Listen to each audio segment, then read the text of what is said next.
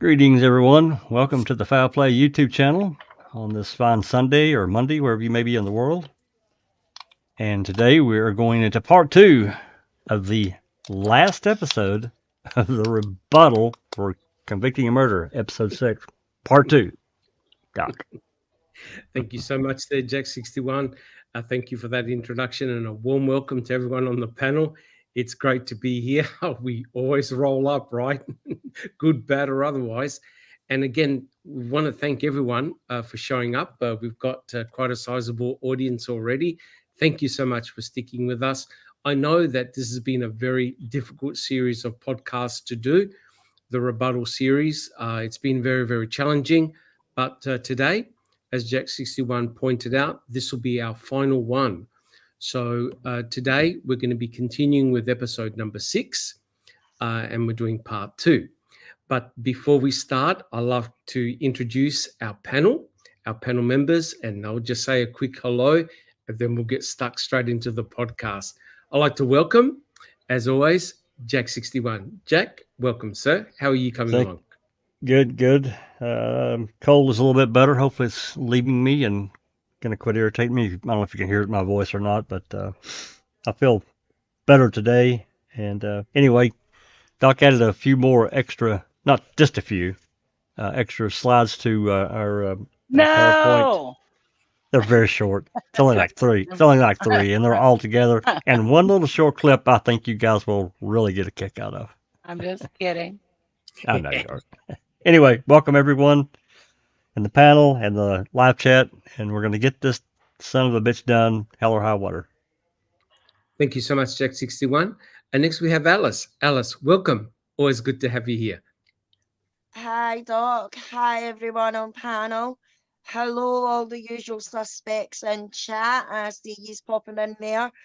Yeah, can't wait until this is over and we can get back to what we normally do, and that is to the Wrecking Crew, because there's new additions. So I think maybe some might want us just to jump right in there, Doc.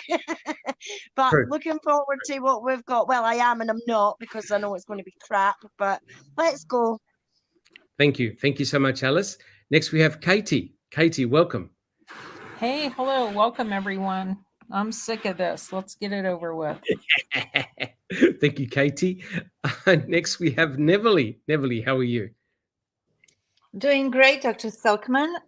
Collectively, I think I can speak for everybody. We cannot wait to be done with CAM and move on to better, bigger things. Yay. Awesome. How about you? Yeah, good. I'm doing well. I must admit, it has been very, very tough going. But I think the fact that we've been on this case and we've done a lot of study over a long period of time puts us in a good stead to do a proper and thorough rebuttal. Some of the topics that we'll be covering, I think, will be of interest to a lot of people, especially those new to the case. But I am looking forward to seeing an end to our rebuttal series. Thank you so much, Neverly. Next, we have Susan. Susan, welcome. Hey, Doc. Thank you. Just a quick hello. Say hi to everybody. Welcome. Thanks for joining us. Yeah, I'm ready to be done. Let's get on it. Awesome. Thank you, Susan. And next we have I don't recall. How are you? I'm well. Hi, everybody, and welcome to Open Mic / Cam Rebuttal. Thank you so much. Jack61, can we have the very, very first slide, please? Just to set the stage and set the scene. Yep. I just want to point out before Jack61 puts up the slide that these are our own personal opinions. that we provide during the podcast. Your opinions may differ to ours, and that's totally cool. Today, what we're going to be doing is continuing our rebuttal. We're going to be showing some slides that I made up, and we'll be discussing them, and there are questions, of course. We'll also play one very, very short clip, and I hope to God we don't get pinned, right, Jackson? For the clip, and I think it's most appropriate. So again, guys, the only thing that we ask is to please be civil and please be respectful for one another. It is a difficult case to go through. It's very emotive. There's, people get really rolled up and heated up, but we try our best. And again, guys, the only thing that we ask is please be civil. All of us here on the Foul Play team want to thank all of our supporters. You guys have supported us through thick and thin, through good times and tough times. And thank you so much. And we also thank our mods and our super mods for their fantastic effort in monitoring the chat. If you do have a question, write a little Q and we'll try and answer the question as best that we can. Jack61, do you have any comments, or we'll start off with slide number 10? Well, just a brief one, and I was going to save it till later, but it's probably just as appropriate now, and understanding what convicting a murderer was. And for me, I'm sure it means something different than it does for a state advocate type person. For them, and for those that really disliked making a murderer for one reason or another, it gave them validation and said, see, look here, see, even though a huge part of convicting murder is hearsay, there are things that were said that are not true. I mean, it's truly irritating when I hear, I said it last night twice because it irritates me so bad. Fassbender claims that the phone and the PDA were Teresa's. They didn't prove that. Even, you can say, okay, well, she had the same model. Well, maybe she did. That doesn't mean those are hers. And you can't claim that. And he did. He's a retired state agent. Anyway, I'm not going to belabor all that. Cam was made with the intention and for state advocates. It was not made for us.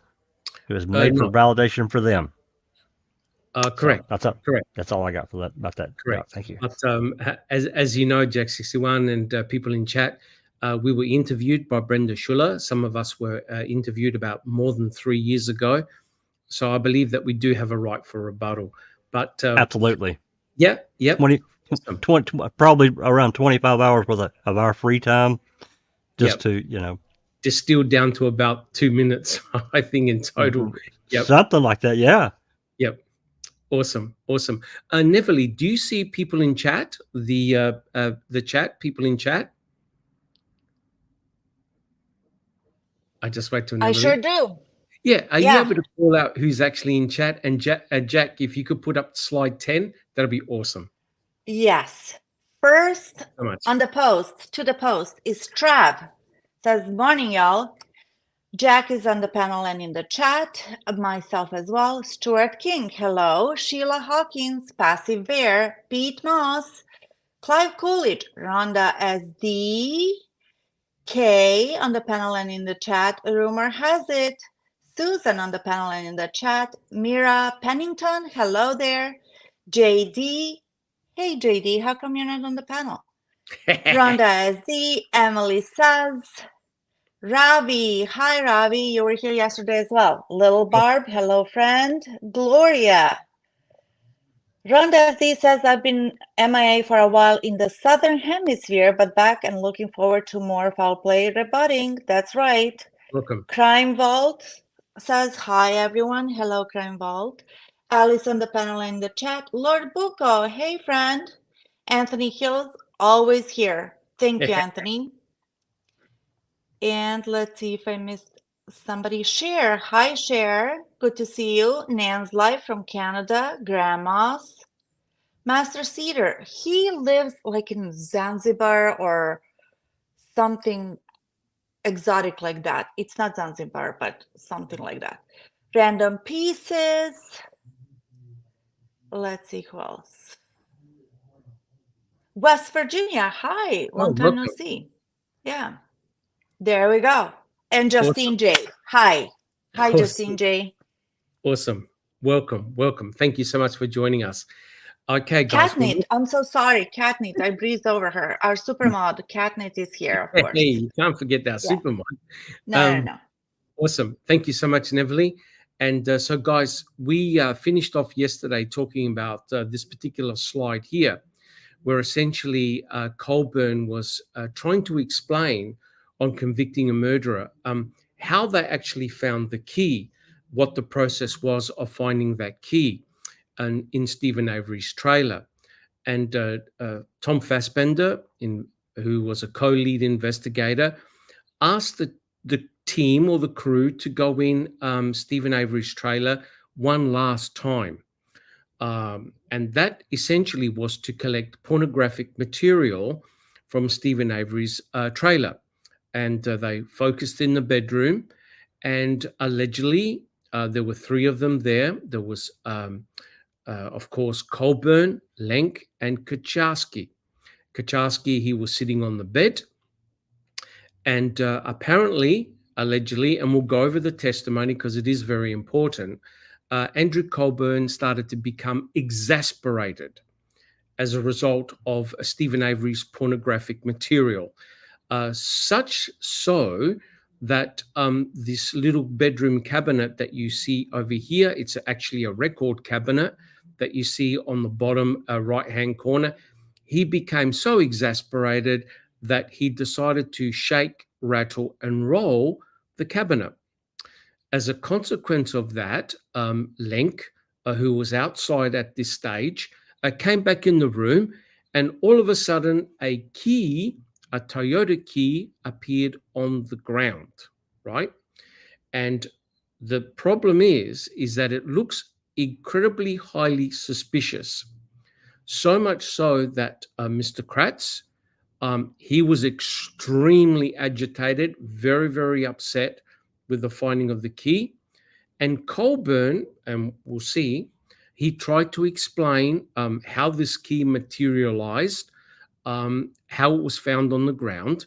And the theory that they came up with was because he was shaking the cabinet so violently and placing in the folders that he broke the cabinet at the back, pushed the back out, and as a consequence of that, the key, which is Teresa Horbach's sub key, went around the corner and landed in front of the slippers.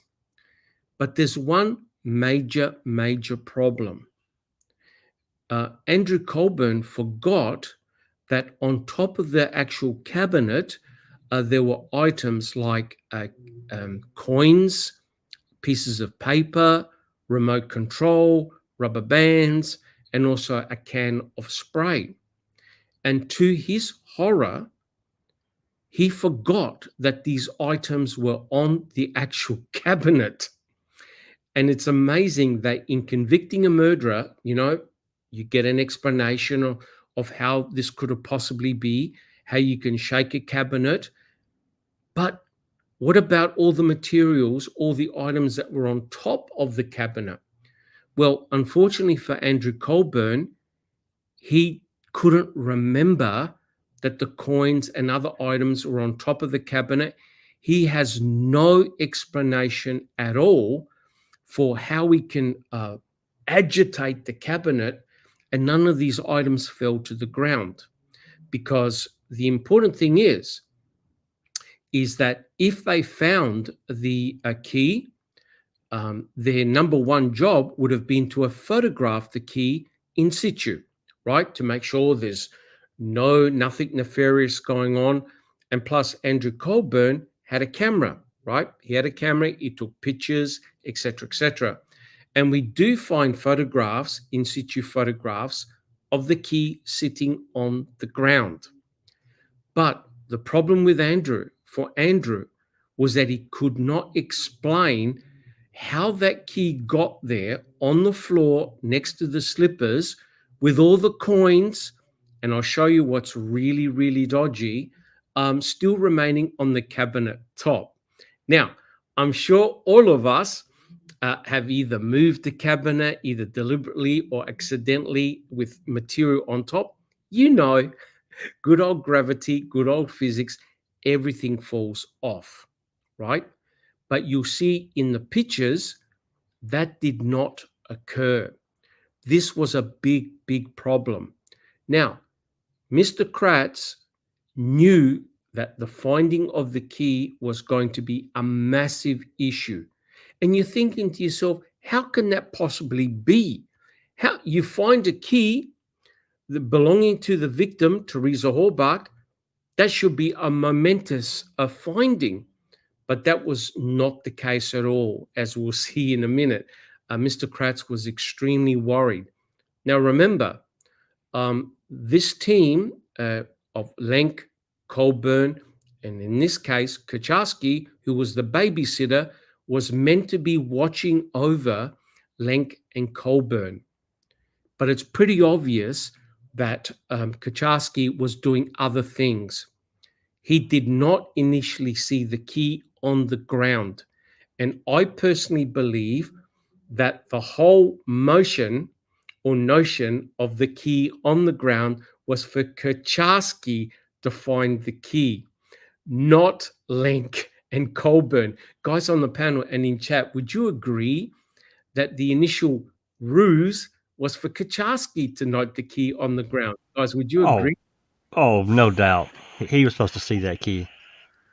Yep.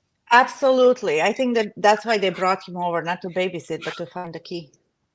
Right. The babysitter should Or always both. find it. Yeah. The babysitter should find the key. And that's very, very interesting, because remember what Sergeant Jason Jost did on finding the first bone? He went back and he called Sipple, right? So there's always another person, another party that is meant to find the forensic evidence. Well, this key caused a lot of problems.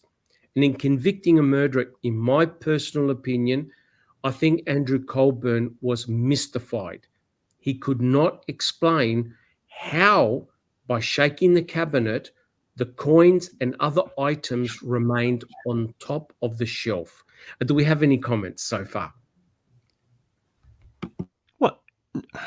Well, I don't. There's no questions or anything. Yeah, there's nothing in the chat that I can see. But yeah, Kratz knew that this story that Colburn was relating to him was bullshit.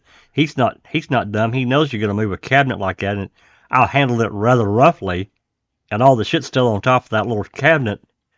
He's got a big problem. Yep. Correct. I'd like to hear the rest of Kratz's cam interview after he said that. Correct. I have a feeling, guys. What else he said?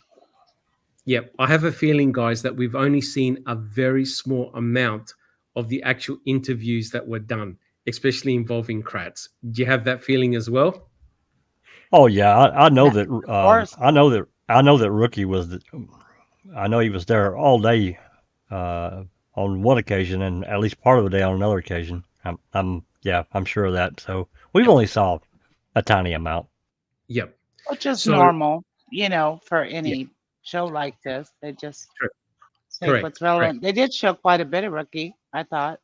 Yes. Yeah, they did. But I think there was a huge amount that we didn't get to see. But as you said, that's not normal. I mean, that's normal. Correct. Yeah. Correct. We may see more in Cam 2 if there is a Cam 2, right? Oh Lord. Yep. God. So, Doc, I haven't been to Australia, but I may have to fly down Cam 2. You and I are gonna have to talk. I mean, like one-on-one, go out and have a beer and what? So. Yep, we're gonna all need therapy. But bring a snake repellent. True. No, Australia's a friendly place. Friendly, yes. Right. Can I just say something about Kratz? And it's actually going to be positive. What? I know. I feel like this was one single moment when he was honest. When he said, "You guys just fucked my case." I felt that was sincere. Oh, absolutely. Correct. Yeah. Correct. Yes. Correct. In all these So- years, one instance. Yeah. So Correct, there you go. We'll give him the credit. Correct. Being the prosecuting attorney, he had to present this in court and try and convince a judge and a jury. But when it comes to the cabinet, when it comes to the key, I think we all discussed, and a lot of people in chat agreed, that the key to me has obviously been planted. There's a lot of arguments about the RAV4 and other items, but the key looks painfully planted. It is completely bizarre in the manner in which it was found. So Jack 61, if we can have a look at the very next slide, please. Now, this caused a lot of problems. The finding of the key caused a lot of problems. And Kratz, believe it or not, said this in his closing argument during the Stephen Avery trial. Susan, I hate to do this to you, but are you able to put on your best Kratz voice and read out what Kratz said in his closing argument? This is in regards to the key. Let's assume they never found the key. Let's assume this key isn't part of this case at all. Let's assume Mr. Strang's theory is correct, that these cops aren't trying to plant an innocent person, but trying to make sure that a guilty person is found guilty. Well, can't you then, with that argument, set the key aside? Do you have the ability as a jury to set the key aside? If in fact it doesn't matter whether or not Mr. Avery is guilty or not guilty in this analysis, can you set that aside and decide, is there enough other evidence? Or is the key the only thing that points to Mr. Avery? Well, if this was a CSI case, one of those cases on TV where sometimes that key or sometimes one little piece of evidence like that may decide the guilt or innocence, it would make a difference. But that key in the big picture, in the big scheme of things here, means very little. All right? Now, I'm telling you that not because I don't want you to consider it, not because I think that it's not important, or not because the credibility of those officers is in question to the state at all. What I am suggesting, though, is that you buy Mr. Strang's argument. If you buy Mr. Strang's argument that they were trying to make sure that a guilty person was found guilty, then assigning accountability to the murder of Teresa Hava shouldn't matter whether or not that key was planted. In other words, it shouldn't matter to the Halbach family. You shouldn't be punishing the police officer. In other words, the other officers that were involved in this investigation. If you come to that conclusion, Unbelievable. Guys, does Good anyone have Lord. any? Okay, does anyone have any? Thank you, Susan, for that excellent reading. Does anyone have any? Does anyone have any comments? Katie.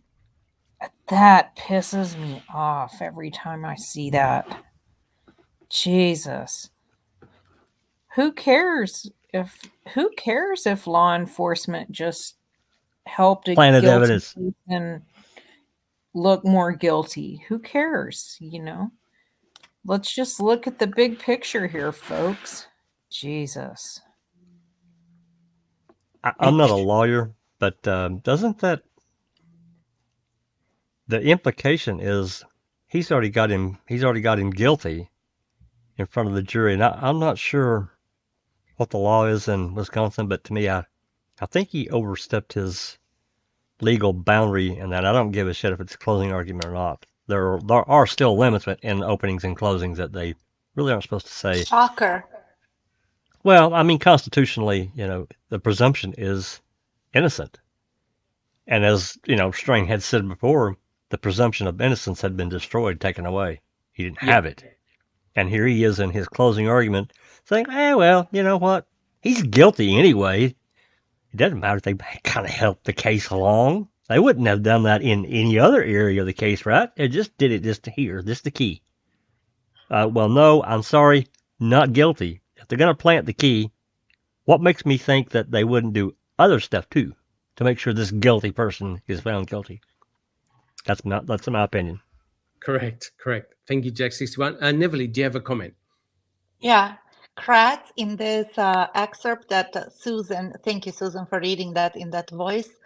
He reminds me of a snake charmer, right? Doing the woo to the jury.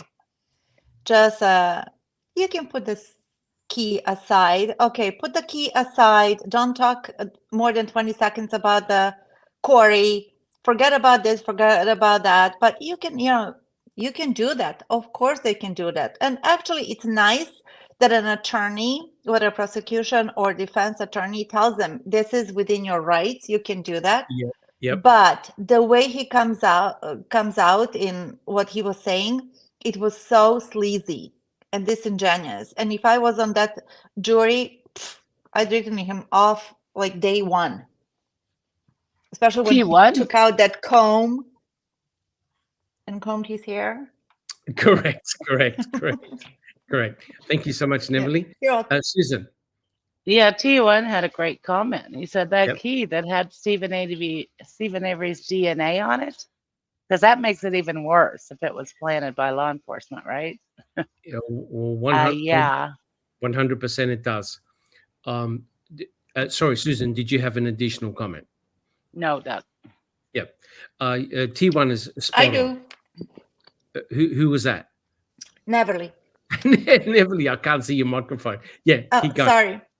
Random Pieces said there are guilters that admit that law enforcement moved and planted evidence because they think they had to, so they could convict a real guilty man. And we've seen this in articles, we've seen this on podcasts, in the movies, books, whatever, that some people feel so strongly knowing that this is a guilty person in their mind, so they're just helping the conviction, secure the conviction. In fact, that violates due process. Completely violates due process. Of course it is. Of course. Yeah. But they justify it in their own heads that way, their actions. Yeah. Well, we all justify our own bullshit, don't we? Yep. But actually, that was a main theme in the movie LA Confidential, if you've seen that film, whereby the head detective... My favorite! The head detective basically tells one of the junior officers, well, are you prepared to plant evidence, to basically get a conviction? This is actually quite disturbing.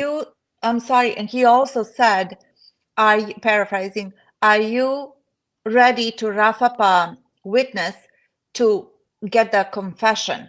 So there were like 3 or 4 things. It's been a while since I watched that movie, but I was like, oh my God, this resonates with me. It's like, are you willing to do those things?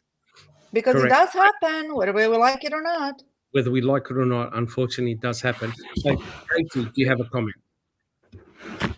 No, I've just forgot to mute. Yeah.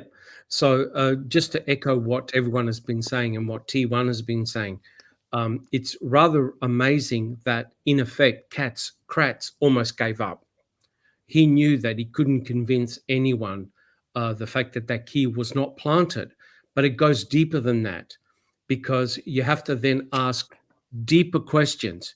First of all, where did they obtain the key from?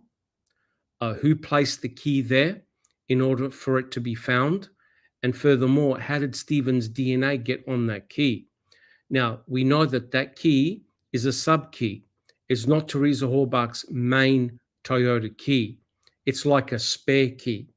So my understanding, guys, correct me if I'm wrong, We Is call that a correct? valet. We call that a Valet valet key. key here.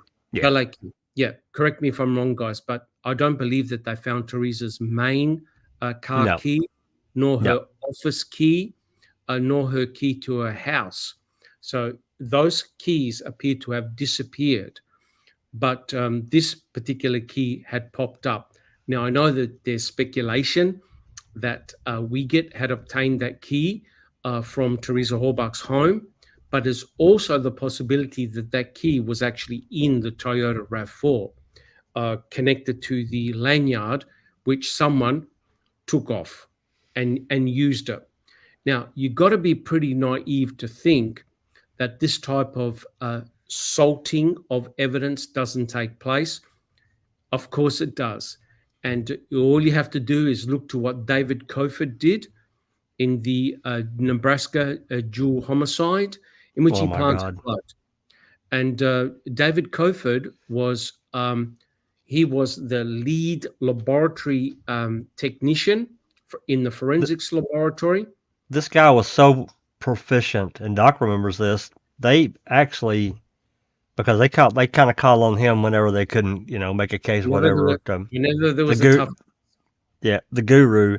This Yeah. guy was so proficient, and they were so beholden to him. They built him a brand new lab, Yeah. all this stuff. It was crazy what they did for this guy. Give him more money, salary wise. And this guy's planting evidence to be a champion. It's terrible.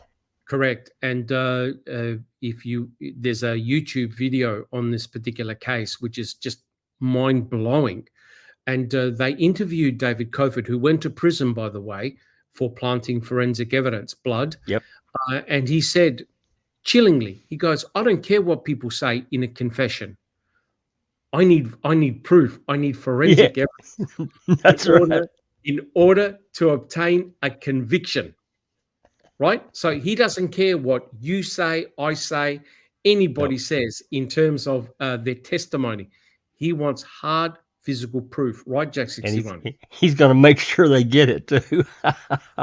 100% correct. And that goes to show if you're not 100% honest in your ability to show no bias, right. When you handle forensic evidence, you've got one of the most important roles in the crime chain, right, in terms of the analysis, because all forensic evidence flows through you. And I can't keep that out of my head, the request that Fassbender asked Colhane to do. Remember, guys? That's right. Put her in the house or the garage. Yep, 100% correct. So, Doc, we have a quick question from Anthony. This is a little bit up here. He says, does Andy ever explain evidence tag 8012 key set 2003 where and when it was found, Jody's keys? Yeah, from what I recall, I know that Jeff Jones did a podcast on that particular type of key. From what I've looked in CASO, there's actually not too much information at all on that particular. I think they do list it. I think they do list it, but I don't think there's anything much around it. Yeah, as far as... my understanding was it was found in Stephen's trailer. I'm not 100% sure whose those keys belong to.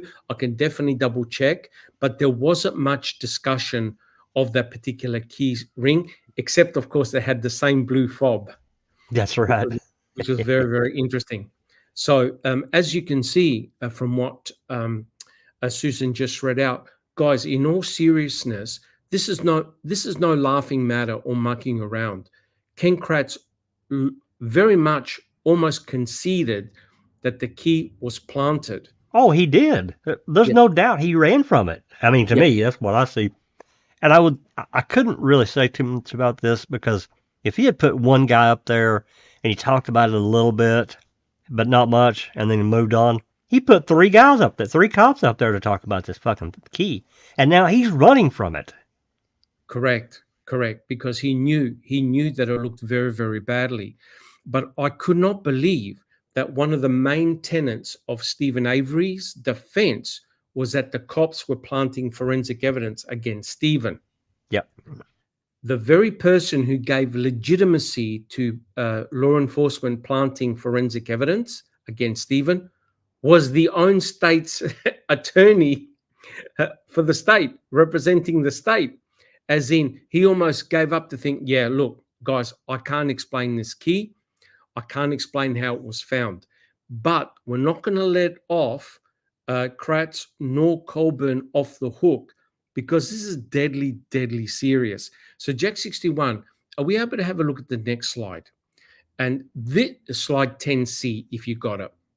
So this is the main problem that Kratz had. The thing is that there were photographs that were taken, right? And Kratz in his book is actually, this is from Ken Kratz's book, second edition. He's got a before and after shot, right? So you can clearly see on the left-hand side, this is a photograph of the cabinet before it was searched. And you can actually see the items up above on top of the cabinet. You can see the coins, the rubber bands. You can see the remote control. But take note of that piece of paper, that crumpled piece of paper, right, with the white arrow. But have a look at this. Near the cabinet on the left-hand side, the two slippers are right next to the cabinet. And you can see in the cabinet the materials that were present in the cabinet. Now, if you compare the right-hand side, you can see that there are major changes that have occurred. Suddenly, the slippers have been moved apart. There is the key on the ground. You can see that the books, the order of the books is completely different on the right-hand side. But lo and behold, what do you see? Have a look. That piece of paper has not moved. The coins are at the back. They're still on the cabinet. The only thing that's been turned is the remote control. So there is photographic evidence that doesn't look good for Colburn, because Colburn testified that he grabbed the cabinet, shook it, twisted it, got it off the wall, put it back on the wall, and suddenly at the back from the cabinet, out comes the key. Kocharsky never heard the key fall to the ground, nothing whatsoever. So as Clive mentioned in chat, this is the problem. If Mr. Kratz is conceding, now I'm not saying that Colburn planted the key or Lenk or Kocharsky, but if that key was placed there to be found, that brings everything, guys. Am I being outrageous here? That No. calls everything into question, because Everything. it means, guys, that ethically they'll do anything to get a conviction. But it's worse, guys, because on that key, and we'll talk about it, you don't find the owner's DNA on it. You don't find Teresa's DNA on that key. You don't find any blood. But lo and behold, you find a 10-fold higher reading of DNA on the key. And to me, that is actually quite shocking. And remember, guys, before I put it to the panel and people in chat, remember what they did. They wrote this really extensive report detailing exactly how they found that key, because they knew, guys, that no one was going to believe their narrative. Do we have any comments, guys? Jack 61. Well, yeah, I mean, it's one of the things that I've bitched about since Ma'am, that when I originally watched it, I felt like due process was really just kind of thrown out the window. And then we found out many things, but even up into last year about the blunt and bloody instrument that disappeared. Yes. We have the phone that Campion found and Pam God found, disappeared. We have the bones that were given away in 2011, disappeared. We have DNA that gets all used up, can't be retested, disappeared. Correct. Now we have, to me, admittedly, he's doing this in his closing because he knows he can't do it in the regular part, but he's admitting the cops or someone put that key there, and they used the DNA off that key against Stephen. But you know what, guys? Let's forget about it. To me, if there's if there was mistrial material anywhere, it's right here. Anywhere. He's basically admitted that key was planted. And we're going to get to something else here in a few minutes that Doc put in here. That, I mean, to me, it's pure gold. Pure gold. Yep. 100% correct. So I think, guys, we discussed fairly extensively, and we're going to move on, that I don't think anyone believes that the key was not planted. And to me, that's a big issue. State advocates, I don't think many will admit to it, but they can't really argue too much about it, given what he said in his closing. It's just like they just avoid it, just ignore it. Correct. And their saving grace is by them saying, oh, yeah, but it contains Stephen's DNA on it, right? But that, in actual fact, makes it worse. It makes it far worse. Yep, it makes it far worse, because it means that not only do you have potentially the planting of the victim's vehicle's key in Stephen's bedroom, it also means that they also added DNA to that key. Now, I know we'll talk about it in a second. A lot of people are saying, oh, yeah, but come on. You can't have officers walking around with skin cells and DNA and all that sort of stuff. Correct. All that manipulation is done where, guys? It's done in the workbench, in the laboratory. That's right. You've got your samples, you've got your forensic samples, you've got your tubes containing DNA or whatever. It is so easy to do. It is frightening. And one person controlling all of it. Everything. 100% correct. So, guys, if we don't have any... Neverly, do you have a comment? Yes. There was a comment earlier on in the chat. Somebody said that Cam never went over the... What was it? Oh, Fassbender's statement, put her in the trailer or the garage. No, they never addressed not. that. Of course not. Yeah. No, of course not. Yeah. But I'm so glad that they spent all these years and money wanting to make honest approach, balanced approach, and looking for the truth. Yeah. Correct. And Gotcha. you see, I think that's the reason why Brenda did not want to really discuss very much the murder case, because all of us on the foul play team, we would have brought up all of these things, all of the inconsistencies and all of the inconveniences that we would have discussed. And it would have been very, very hard to talk about. We never got the chance to do that. And Cuss Road. Of course, and Cuss Road, of course. There are many aspects of the murder investigation that we never, ever got a chance to talk about. But this cabinet and key is extremely troubling. And Jack 61, if we have a look at the next slide, if this doesn't crystallize it in your mind, nothing else will. Susan, did you have a comment? Oh, I was just going to say, I think Fassbender covered a lot of that stuff in Cam when he said mistakes were made. Mistakes were made. Correct. A lot of mistakes were made. Correct.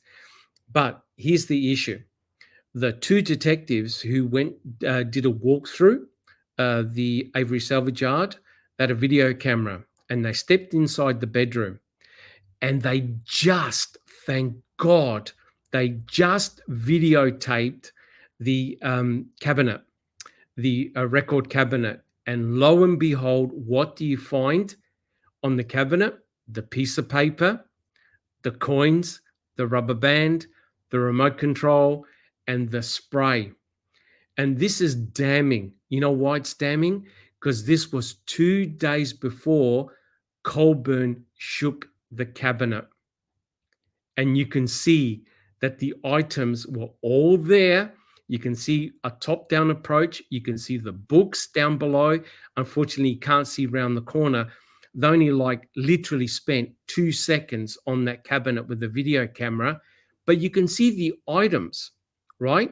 And what is damning here, guys, is that piece of paper does not move at all. Now, in what planet, please tell me, in what planet can you shake a cabinet and a crumpled piece of paper does not move? Katie. Yeah, that's not going to happen. I was going to say in the previous photo on the right, where so Colburn says that he was putting the things back in rather roughly, there's not basically anything that he put back in there. No. That's a very, very good point. His argument, and I'll show you in the next picture in a second. His argument was that he got the binder. If Jack 61 goes back one more slide to see, now look how much space that binder has got. There's no problems. All you do is you put the binder in. Would you all agree, guys? Absolutely. There's a ton of room there. He had no problem. I mean, we showed up this is a smaller photo because it's a double here, but he had plenty of room. He had at least a couple of inches. He had plenty of room. And Colburn, and I'll show you the picture, you will not believe it. Colburn's argument was that the pornographic material got him so rolled up that he shoved in that binder so hard that he cracked the back open. Does anyone on the panel and in chat believe that narrative? No. Absolutely not. It's just correct. silly. Well, Correct. wait a second. He no, said that he was so upset about the pornographic material, yet in camp he said that it was underwhelming. Underwhelming. So which one is it? They weren't impressed. They weren't impressed. Yeah. Correct. So Playboy. Correct. Yeah. Correct. So here's the issue, guys. The photograph in 10D did them in because that picture was taken 2 days prior to Colburn being there, right? And it goes to show that those items were untouched. He said the only thing that got changed was the direction of the remote control. The other items remained on the cabinet as is, including the piece of paper. And the final walkthrough, they had taken the cabinet. Is that correct? December the 9th, I think I wrote it down. They went in and seized the bookcase on December the 9th. Yeah, I said the 12th yesterday. The final walkthrough in November when they left the property on the 12th, was it?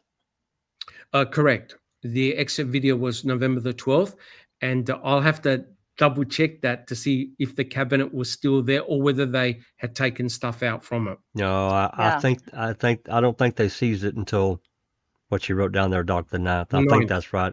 Yeah, Correct. I think that's December. we look at December the 9th. Yeah, I think that's right. Yep, they went in there and they got the cabinet right.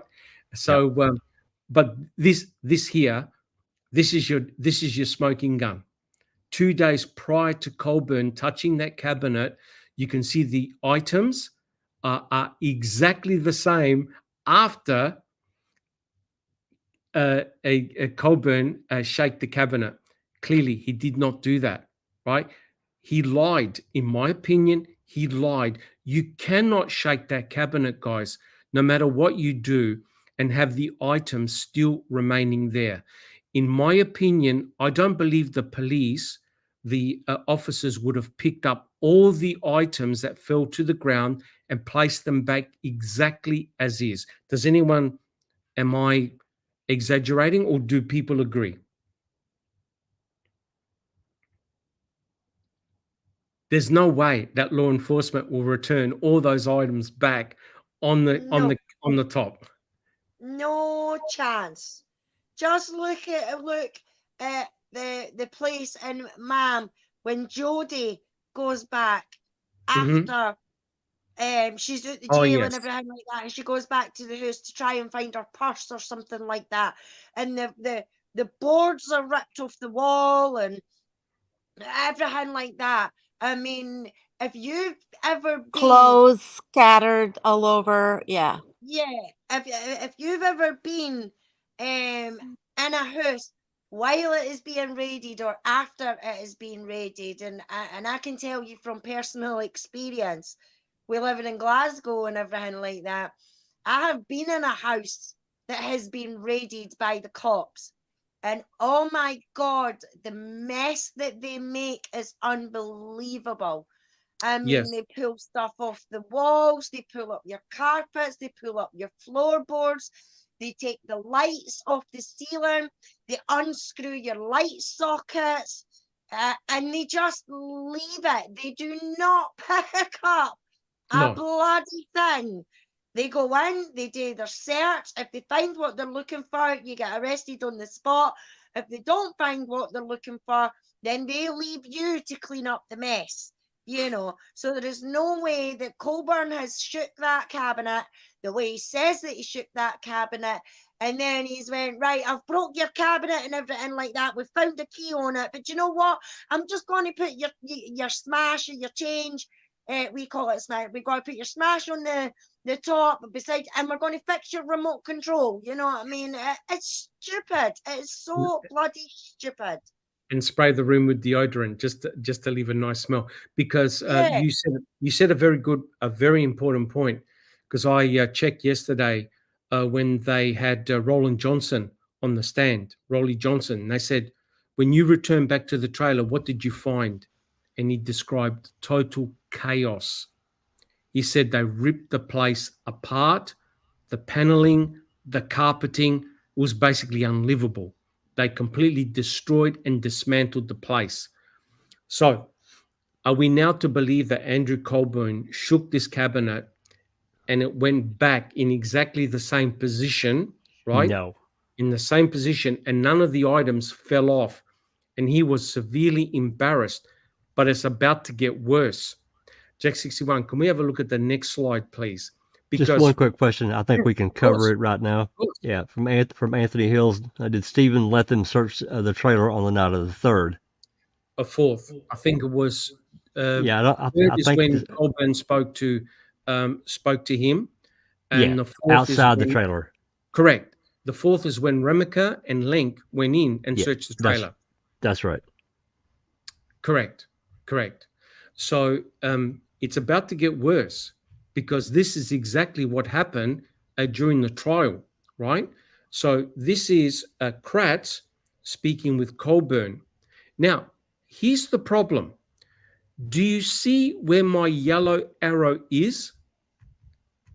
Do you see it? If you blow that up a little bit, Jack 61, this is the sole reason that Colburn gave of why he shook the cabinet, right? Which is remarkable.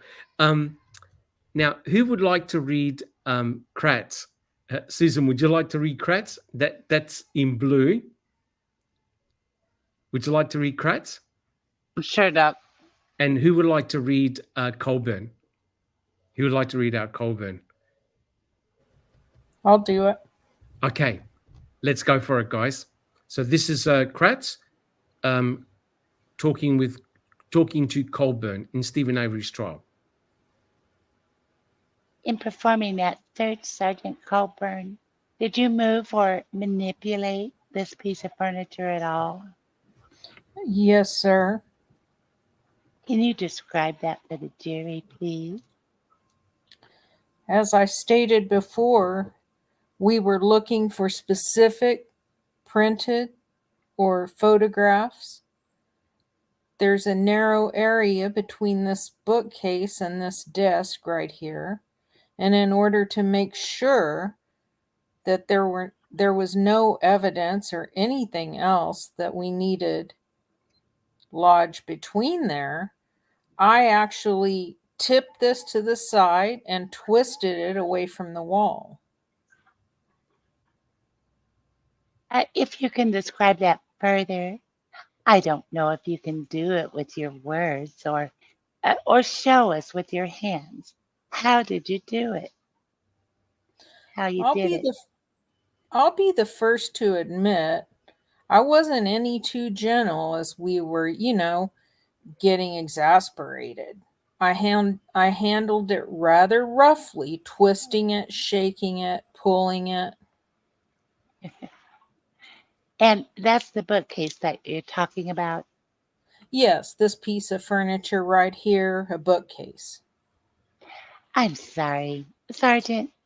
In shaking and twisting that particular bookcase, did you pull it away from the wall itself that you can see behind there? Yes, I did. Okay, so he's cooked his goose. He's cooked his goose. So Oh my God. Yep, guys, this is testimony. He's cooked his goose. He basically said, "Hey, look, see that little slit between the desk and the cabinet? That little slit. I had to move the cabinet just in case there was any pornographic or forensic evidence between the two pieces of furniture. So I had to shake, rattle, and roll the cabinet." And he even said he pulled it away from the wall. The trouble is, the photographs proved that he lied. The photographs proved that he lied. He couldn't have done that, guys. And Kratz knew it. Kratz, he had to know. Kratz had the photographs. Kratz had the photographs. If you had moved and tilted the cabinet, everything would have fallen off. But you can see from the before and after photos, the stuff is still there. Colburn lied. He couldn't have misremembered because they all said the same thing. So the question is, why did they do it? Why did they fabricate this story about shifting a move? You know why? Because how were they going to explain how a key just magically appeared on the ground after the 7th, I believe it was the 7th search, and no one saw a key on the ground? That to come up with a cover story to show how the hell this key materialized. But the problem is, Colburn was not a good liar. He had forgotten that there was stuff on top of the cabinet. And in convicting a murderer, he goes, I can't explain. I didn't even know there were coins there. And Jack 61, guys, the photograph from 2 days prior did him in. Doc, Him in. What's the matter? I'm exaggerating, Susan. I'm looking at the walkthrough on the 12th Mhm. at that cabinet, Yeah, and the remote is there. That piece of paper is right there. yeah. The air freshener or whatever that is there. Okay. And then there's like a big manila envelope on Yes. top of everything else. Yes. But yeah, it's basically there. And then there's a set of keys on the top shelf Okay. for some reason. Okay. But Yep. So clearly they've gone back in and done more manipulation. But to me, that's, guys, it's not a matter of speculation. It is there in photographic evidence right there. Colburn got caught out. Guys, Jack 61, what do you think? Oh, he was completely caught. There's no doubt. And that's the reason why. And again, I think that Kratz had people placed in the courtroom audience, and they were telling him, and look, you got a problem. You got a real problem here because you're showing photographs of Colburn saying he did all these things to this little tiny 2 foot by 3 foot, or not even that big record cabinet, and this shit's not moved at all. You got a problem, and anybody can see that. We saw it right away when we got the photos. It's like, Jesus, dude, why are you lying? And in reality, they all three kind of had to lie. But the bigger problem is finding absolutely finding the key, but finding the key with Avery's DNA on it. It makes it worse. Yes, it does. It does. 100% correct. Like if they found the key and it contained Teresa Horbach's DNA, that's damning. Do you know what I mean? Like, oh my God, you've got Teresa's DNA inside that cabinet, inside his bedroom, right? What the hell? But the bizarre thing is, it didn't have any blood, which we'll talk about. It didn't have her DNA. It only had Stevens. That now makes it worse, guys. A, they lied. B, they added material to the key. There's only one person that can do that, guys. And that is, who can add DNA to the key? Sherry Colhane, Your girlfriend? your Yeah. ex-girlfriend. Yep. You did But break up with her, right? You guys were broke up. yeah, unfortunately, yes. Okay. So this now represents a huge problem, right?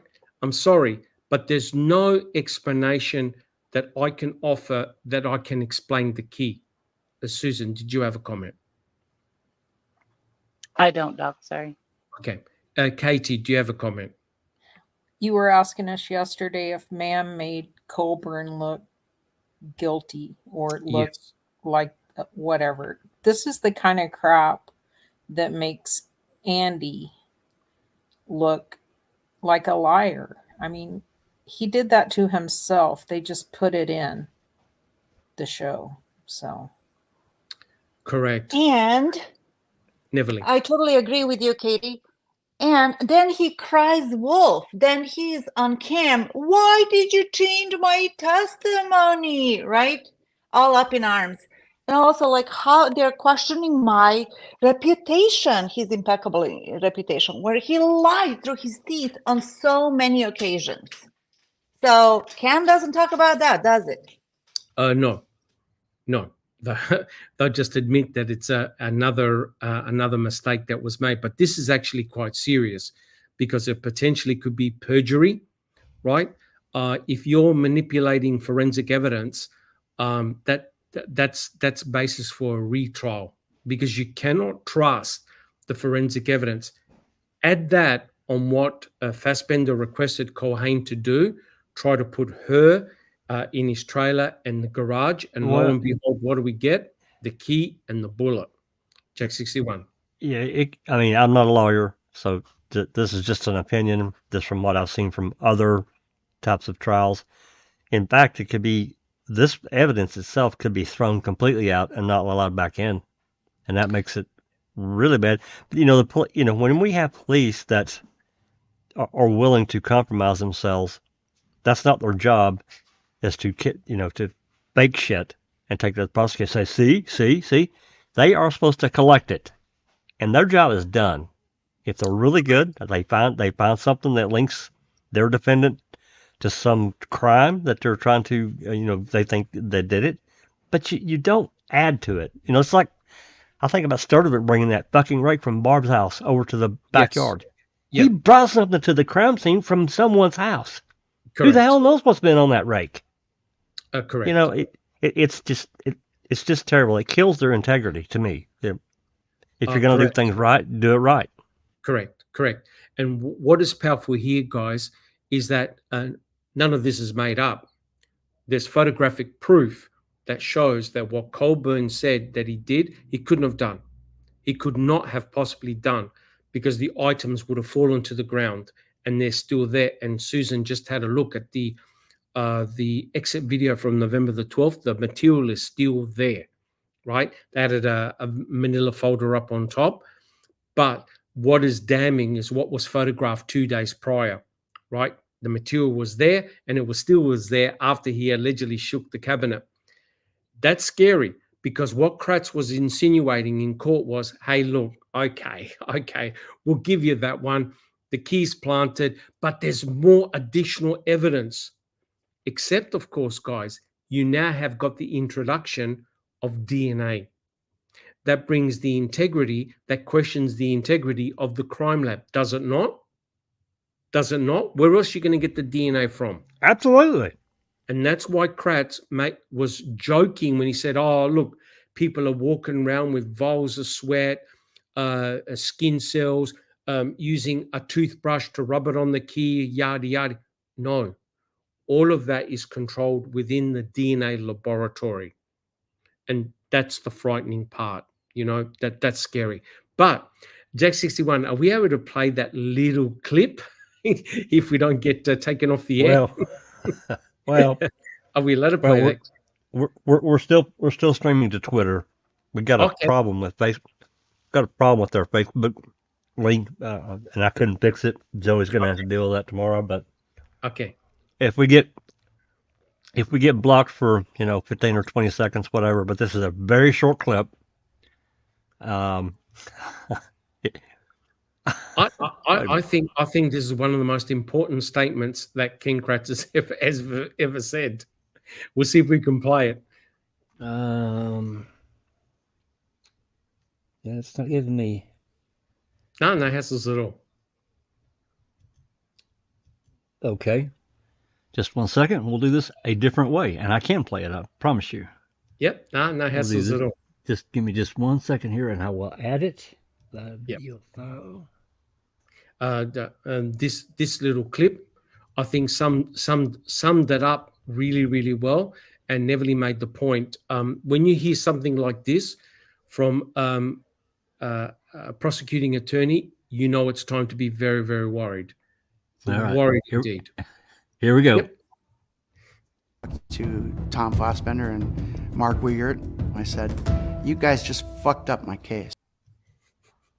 I said, "You guys just fucked up my case." I said, "You guys just fucked up my case." Are we still on air?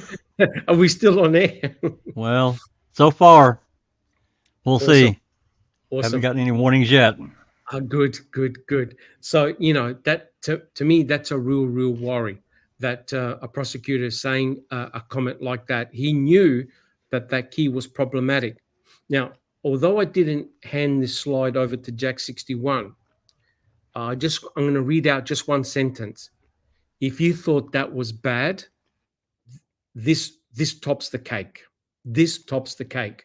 And I've got it here in front of me. I'll just read it out, just one sentence. Andrew Colburn sent an email to Jacqueline LeBray. She was a district attorney in 2016. He wrote an email on Wednesday, January the 13th, 2016.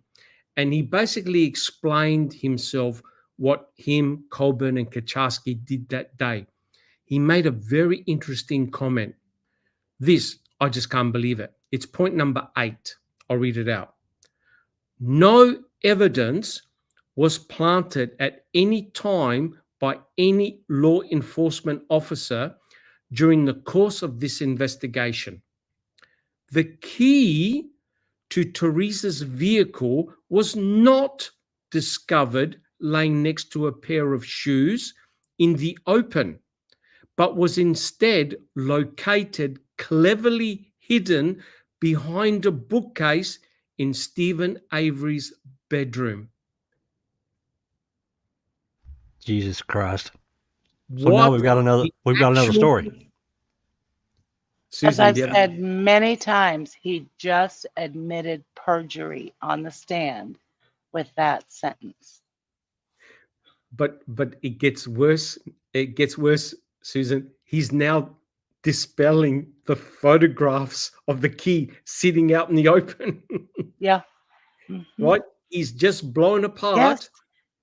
exactly what he said in court. Would you agree? Absolutely. And that's called perjury. Yeah. He lied on the stand. If Correct. his Correct. second story is true, I don't believe his second story either. No. And he wonders why people were pissed off and upset. Yeah. Correct. So, I think we've given due diligence to that cabinet, but it's about to get worse. At Jack 61, can we have a look at the next slide? We're doing really well, guys. We only have a few more slides to go and we're done. So this, people have talked about the key for years. And what is really, really frustrating, there's something not right with this key. So here's the question to my panel and also people in chat. Now, as you know, we've just discussed the finding of the Teresa Horbach's valet key in Stephen Avery's bedroom.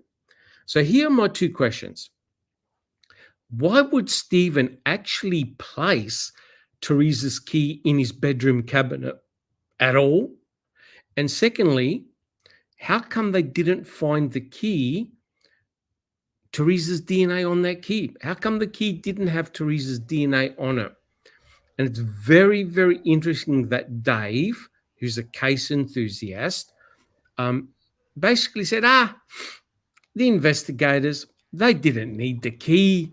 They didn't need the key. There's, plenty of other forensic evidence basically mimicking what Ken Kratz said. So even Dave can't understand about the key, right? He wants to distance himself the key from the case. They didn't need it. Doesn't matter if it was there and they used it at trial against Stephen. Don't worry about it. It's fine. Correct. So here's the kicker. What they're basically saying is this. Well, the key was likely attached to the key fob, and that key fob was found in Teresa Horbach's car in the center console. I don't believe there's a photograph showing that. Allegedly.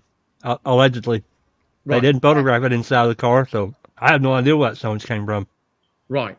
So because the blue fob attached to the lanyard, that means that Stephen took the key from Teresa Horbach's car, and for some reasons unknown, he had placed the key inside his bedroom cabinet. So my question to the panel is, why would Stephen place the key in his house at all? Jack 61. He wouldn't. It's a lie. He wouldn't do that. No way. Okay. Alice, why would Stephen place the key in his bedroom? He wouldn't. Plain, straight, and simple. He wouldn't. Okay. Katie. No, he wouldn't. And also, why isn't there a mixture of DNA on that key? Yeah, very, very good point. Transfer DNA from whatever you've touched. That's no. Good point. Susan, why would Stephen put the key in his bedroom? Yeah, I don't think he would. If he had plans to move that vehicle or something, you'd think he'd keep it in his pocket. Okay. Have it handy when he had a chance. But okay. I can't see him putting that cleverly hiding it behind the cabinet. No. Okay. Thank you. And Neverly, why would he put the key in his bedroom? I don't think he would, really. And let's pull the OJ over here. If he did it, hide the key, I don't know why he would do that. Okay. Good point. I don't recall. Why would Stephen place the key in his bedroom? Well, yeah, like Neverly said, he didn't, but he didn't do any of this, but even if he did, he wouldn't have put it there. The key, so. Okay. So here's the interesting thing, right? The state are pushing the fact that Stephen was at some stage going to crush the vehicle, right? But there's multiple problems with that. For a start, his brothers are on the Avery salvage yard, so he can't control where his brothers go. Using the crusher makes a lot of noise. And additionally, you have to remove all these car parts from the vehicle in order to crush it, because there's a danger of it exploding if there's petrol and fuel and other things like oils. Now, he also can't stop people randomly walking through the yard in the pit area looking for car parts, right? Now, if Stephen was going to do this, he doesn't need a key. He even said, I think in an affidavit, or he mentioned the fact, hey, if I was going to do this, I don't need a key. I can hotwire it. He works with auto cars, right? Oh, I would have hotwired it. Plus, he could use the end loader. Just pick the sumbitch up. That's it. That's the problem. And it's interesting that either Chuck or Earl made the comment, hey, if you want to put that car where it was, you need an end loader, right? It's not in an easy position to place that vehicle, the RAV4, where it was. You need an end loader to pick it up and move it. So you've got this crazy notion that Stephen carried the key with him. Why? He's got 40 acres where he could have placed the key anywhere, closer to the vehicle, goes, picks up the key, drives the RAV4 there, and then try and attempt to crush it. We know that's complete, utter garbage. He had no reason to place the key. He didn't even need a key, right? He could have used the end loader. So the key doesn't make sense. But guys, if you want to make Stephen look bad and set him up, what do? You have to place something that belonged to Teresa in his bedroom, right? You have to associate Stephen with Teresa Hallbach, and that's why the key is there. So you associate both Stephen and Teresa together, right? But it makes no sense. The guy works with vehicles. He knows how to hotwire them. He's got access to an end loader. But the problem is the entire concept of Stephen crushing the vehicle is preposterous, right? How is he going to convince no one to be on the Avery salvage yard, including his mother, including his nephews, or anybody else visiting the salvage yard, and say, guys, I just need a couple of hours. I need to crush it. And when you think about it, don't you believe in time someone's going to discover a crushed Mystic Teal Mika vehicle that's in relatively new condition and good paintwork amongst the crushed vehicles? It doesn't make any sense at all, right? So he doesn't need a key, right? But here's the problem.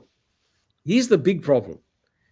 One of the important tenets of this entire case was that Stephen was actively bleeding. So if he's actively bleeding, he's shedding blood. Now, did Culhane know any blood on the key? Nope. No blood. Nope. No blood. None whatsoever. He's meant to be actively bleeding. And the dead giveaway is this. The state is saying, oh, but there's blood on the ignition switch. Well, if there's blood on the ignition switch, what does that imply Stephen did? Well, he's in there with the key and the fob and touching all of it and actively bleeding. So there should be blood on that key and on that fob.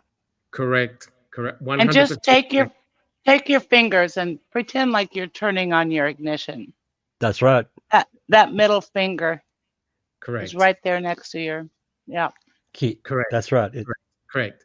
I mean, he wouldn't have just used his index finger and his thumb, because that would imply he would have had to have his other fingers down to his hand. You try to grab your key in your hand and a fob.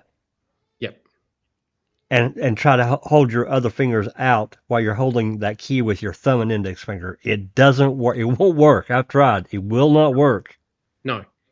So you've got this really bizarre situation here, whereby the state is saying Stephen's actively bleeding. So he put the key in the ignition. Obviously, he drove the RAV to the pit, according to what Brendan said. But it's bizarre, because the key doesn't have any blood on it. And the argument is, he wiped the key. But that becomes more bizarre, right? Because if he wipes the key, then he knows, oh, God, I've left some blood on there. Oh, maybe I left blood in the RAV4. So he doesn't check the RAV4, leaves his blood in the RAV4, cleans the key, but then retouches it again. Then rehandles it, Rehandles the key again to conveniently leave his DNA on the key. And he scrubbed Teresa Hallbach's DNA from that key. Yep. Now, guys, notice what's happened here. We've got a bizarre story that no one believes about the cabinet, a bizarre story that no one believes about the key. And let's look at the key. You've got Stephen's DNA on that key, none of Teresa Hallbach's DNA on that key, no sign of blood, but it gets worse. What did Culhane actually do with all the DNA from the key? She used it all up. She used all of the DNA, which means you cannot reproduce that result. If I was the judge, I would have tossed it right out. Absolutely. It cannot be redone. You can't retest it. Doc, Nance Hand, I don't think I've seen this name before. Hello and welcome to the channel, Nance. Whose the DNA is on lanyard is my question. And They didn't test it. They didn't test the lanyard for The lanyard. Yeah. They didn't. No, they didn't. You know why? They didn't want the answer to that. I don't want an answer. No. Right. So the way, just to answer Nancy a little bit more, to expand it, Culhane was asked in the trial, well, what do you do when you take a swab? She goes, I look for a stain. I look for a red stain. If I see a stain, I take a swab and I do a presumptive test. If it comes up positive, I then do another stain, a swab, and I do a DNA prep. So if she looked at the lanyard and saw no stain on it, she's probably thinking, there's nothing here. I'm not going to extract anything. But here's where it gets bizarre. Did she actually see a stain on the key? No. No. Did she swab the key? She did. Yes. And she got DNA, and you're thinking, wait a minute, you just broke your own rules. So there's something weird about the cabinet, Colburn, the key, and the DNA on that key. Guys, would you agree? Yep. Absolutely. That is what ties Teresa Hallbach inside Stephen's trailer. The key. Because they looked, trust me, they tore the place to pieces, never found any of Teresa's DNA. Not even on the key. And that is staggering. All right, guys, do we have any questions? We just got some good comments. I've been kind of posting them as we go. Under Scars said, let's see, the video that Jeff Jones did, I think it was probably one of his last ones he did on the case. He presented the fob and key, and he did some really good work on that. It's a really good video. But to answer your question, he took some time away from all of everything, and he's often to looking at artificial intelligence. He's not taking anything down, but I think he's gonna. He created a new Discord. I think he may start doing some videos at some point. Talking about artificial intelligence. That's got his attention now. So that's kind of where he's at. Correct. And of course, you and I and Kelly and Big Jeff, we did over 50 podcasts. Oh yeah, absolutely. With Jeff Jones. That was very nice of you guys. Very nice of you. That was good. It was an enjoyable experience. Yeah. Neverly, do you have a comment? Yes. At the trial, when Fassbender was on the stand and Kratz was going through his spiel, basically, at this time, I think that it was apparent that the key was very, very shady. There was no other evidence of Teresa in the trailer, and they needed to connect the trailer with Teresa.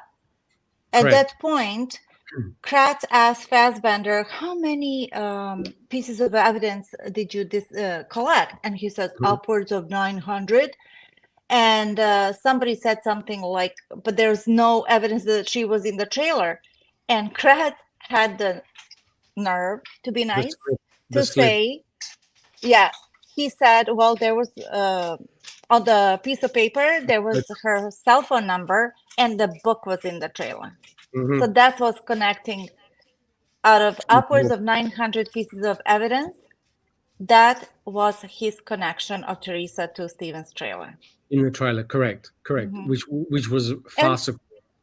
Yep. Yeah, and he said it with conviction. So imagine the jury, if they're like unsuspected subjects and they want to believe the state, because we were trained that way, we were primed that way. How it's like, oh, but it's like, what? A piece of paper with her cell phone number, and that's your connecting Teresa? Mm-hmm. Correct. Yeah. Okay. Correct. Yep, 100% correct. So, the cabinet and the key were a real big problem. But it actually got worse. Jack 61, can we have a look at the next slide, please? Did we cover your second question? Why didn't the key have Teresa? Yes. Actually, guys, why didn't the key have Teresa Hallbach's DNA on it? Has anyone got an explanation? Jack 61. I don't. Well, that's a very good possibility right there. Okay, very good possibility, but I can't explain it because even if someone else's had more DNA, there still should have been a mixture unless that key was wiped off or it wasn't her key and it was wiped off. They said it was her key because they allegedly Yes. rushed it out right out of there to the fucking crime lab. They had to take that thing right then. So I can't Correct. explain it, Doc. Okay. Katie. That key really bugs me. It always has bugged me because it's not logical. You don't need a lanyard for a valet key. The valet key is in a hidden box on the frame of your car in case you lock your keys in your car, or a valet key is hanging wherever you hang your spare keys in your home. Yes. That's where a valet key is located. Well, there was this is speculation, okay, that what Teresa would do when she would go do a photo shoot out away from the, in the field, as it were, she would lock a lot of her stuff up in her car, Right. including her keys, and just Sure. put the valet key around her neck on the lanyard and carry that with her, and that way she could get back in her car. That was the story. We don't know that to be true. Well, if you're going to have a lanyard and be able to put your keys around your neck, you might as well just put your keys around your neck, your car key. Well, I would think Why so make too. it so difficult? Exactly. And if you're just going to have a valet key, just put it in the pocket of your Daisy Fuentes jeans. I mean, that or a magnet box underneath the fender, like you said. I mean, yeah, because it's totally illogical. I understand what you're saying, Katie. So let's say she takes the valet key with her photo shoots and stuff, and somehow she loses it. She's screwed. She cannot get back into the car. That's right. It's a spare key. It's not a per se valet key. You keep that for emergencies. It's a spare key. Well, we have another problem with that key too, because if it's used, it looks brand new to me. The photos that we have, that key looks new. So if she was actually actively using that key in the field, I personally think it would have had a lot more wear on it. That's just a lot more wear.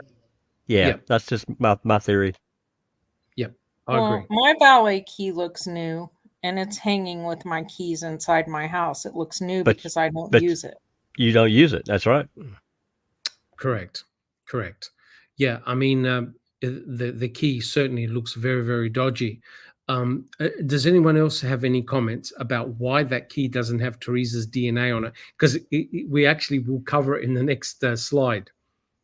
I don't really have a comment per se to that, but I do want to bring up again the phone call that Poggle had on the 9th or 10th, whenever that was, and they were having the celebration on the phone, found the blood on the key and all this other flesh and body parts and so forth. I thought that was interesting that Poggle would even go there, because that's not what was found at all, as far as we know.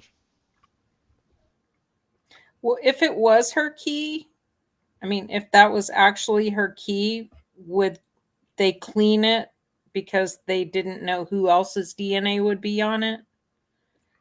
I don't know. Well, here's the problem. In slide 12, which we've got up, it's not really a question, but the title says it all. Speculation plus speculation plus speculation is speculation. And I could not believe this crap. Fallon had this long discussion with John Erdl during the trial. And he's basically trying to talk about the fact that they're trying to explain how on earth only Stephen's DNA is on that key. And Fallon was giving Erdl all these suggestions like, well, if there was blood on the key and the key it got wiped, that blood got wiped, and then somebody else handled the key, whose DNA you're going to get. And then Buting had an argument with Colhane about touch DNA. But the basic gist is this. What they're suggesting is Stephen somehow was able to expunge all of Teresa's DNA on that key. Like when a DNA profile was done, it was not a mixed profile. You don't find any of Teresa's DNA on that key. You only find Stephen's. And you're thinking to yourself, wait a minute, wouldn't you find at least some remnants of the actual owner's DNA on that key? Clearly I would not. think so. I would Yeah. think you would. Yeah. And the lanyard. If she actually wore that lanyard around her neck, Correct. has her skin cells all over it. Correct. And that's why we did that presentation ages ago. MVAC it. If there are skin cells there, MVAC it. That's Prove that, hey, if this belongs to Teresa, it's got to have her DNA on there, right? But their argument was, oh, well, somehow Stephen is a good shedder, and his handling of the key basically overcame any DNA that belonged to Teresa Hobart. I don't buy that at all. That's the biggest lot of crap I've ever heard in my life, because I think we talked about it yesterday. They gave, Kathleen Zorner gave an exemplar key to Stephen Avery to hold for 8 minutes, right?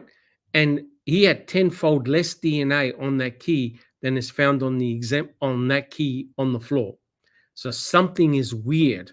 So again, this is another complication that doesn't make any sense at all.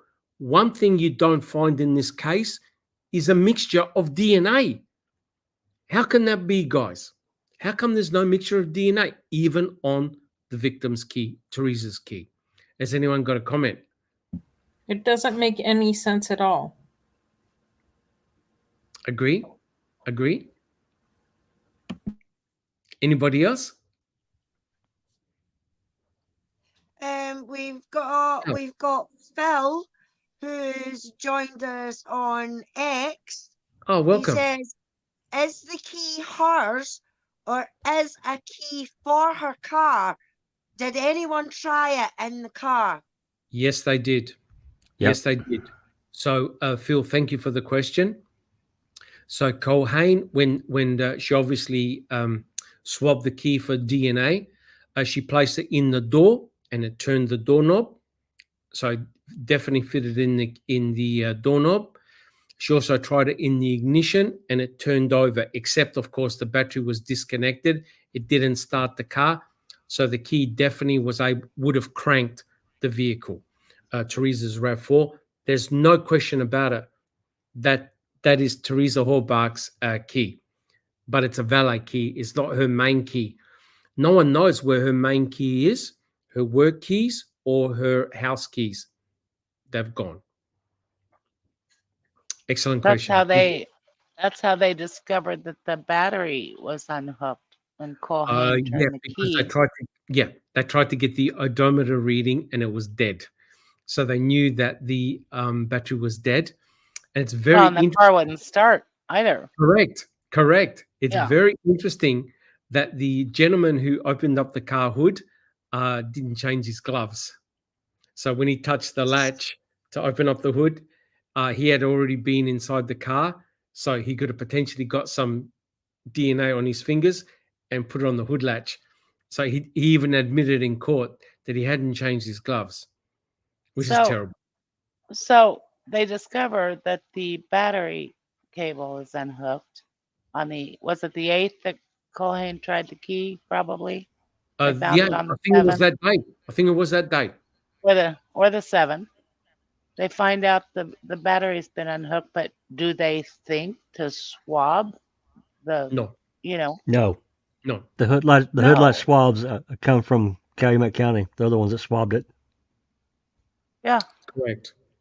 But the crime lab just didn't occur to them, I guess, to swab the hood latch, the battery cables. The release in the car. Battery terminals were disconnected, so you would think that if you're disconnecting them with potentially a bleeding hand, you would leave blood there. Hood prop. Correct. Hood prop. Yeah. Yep. All and that. the latch inside the car that you got to open. Pull. Yeah. Release. Yeah. Yep. They didn't test any of that. And Kathleen Zorner, just to answer, rumor has it, she hasn't tested that other part of the lanyard. That's why I said, hey, MVAC it. It's got to have her DNA on it or somebody else's DNA on it. Just MVAC it.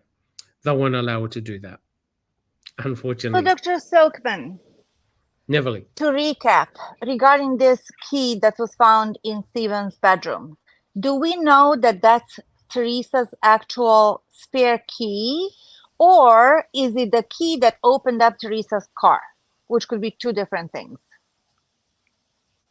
Well, it's if you look at the shape of the head of the key, it's definitely a valet key, and it's an official Toyota key, and it opens up Teresa's car. So the conclusion is, yeah, it's a valet key. Okay. And there's another thing that we can go even further with that. The master key has another notch cut into the actual key itself. Okay. For another tumbler to open everything that Open the valet everything, key, yeah. the valet key does not have, which I think Limited. is It's the glove. The glove compartment, it will not open. It's limited. Yep. Correct. Yes. Correct. That's Correct. right. Yep. So I think, to tell you the truth, Convicting a Murderer didn't do a very good job at all. Just talking about the cabinet, the key, and the fact that they didn't find any of Teresa's DNA on that key. They try to talk about touch DNA and stuff like that, but it didn't come across very well at all, in my opinion. Well, And the fact that Andy just had to say, I can't explain the coin. He couldn't explain it. Well, and Kratz saying, you guys just fucked my case. Yeah. I think it looks really bad, and it does. It looks terrible. They're really Correct. kind of admitting what Kratz admitted. Yep. You know? Yep. Correct. And that's why Kratz basically said, hey, I can't explain it. The law enforcement officers can't explain it. You know, we're almost willing to give you that. Yeah, it's a plant. But Mr.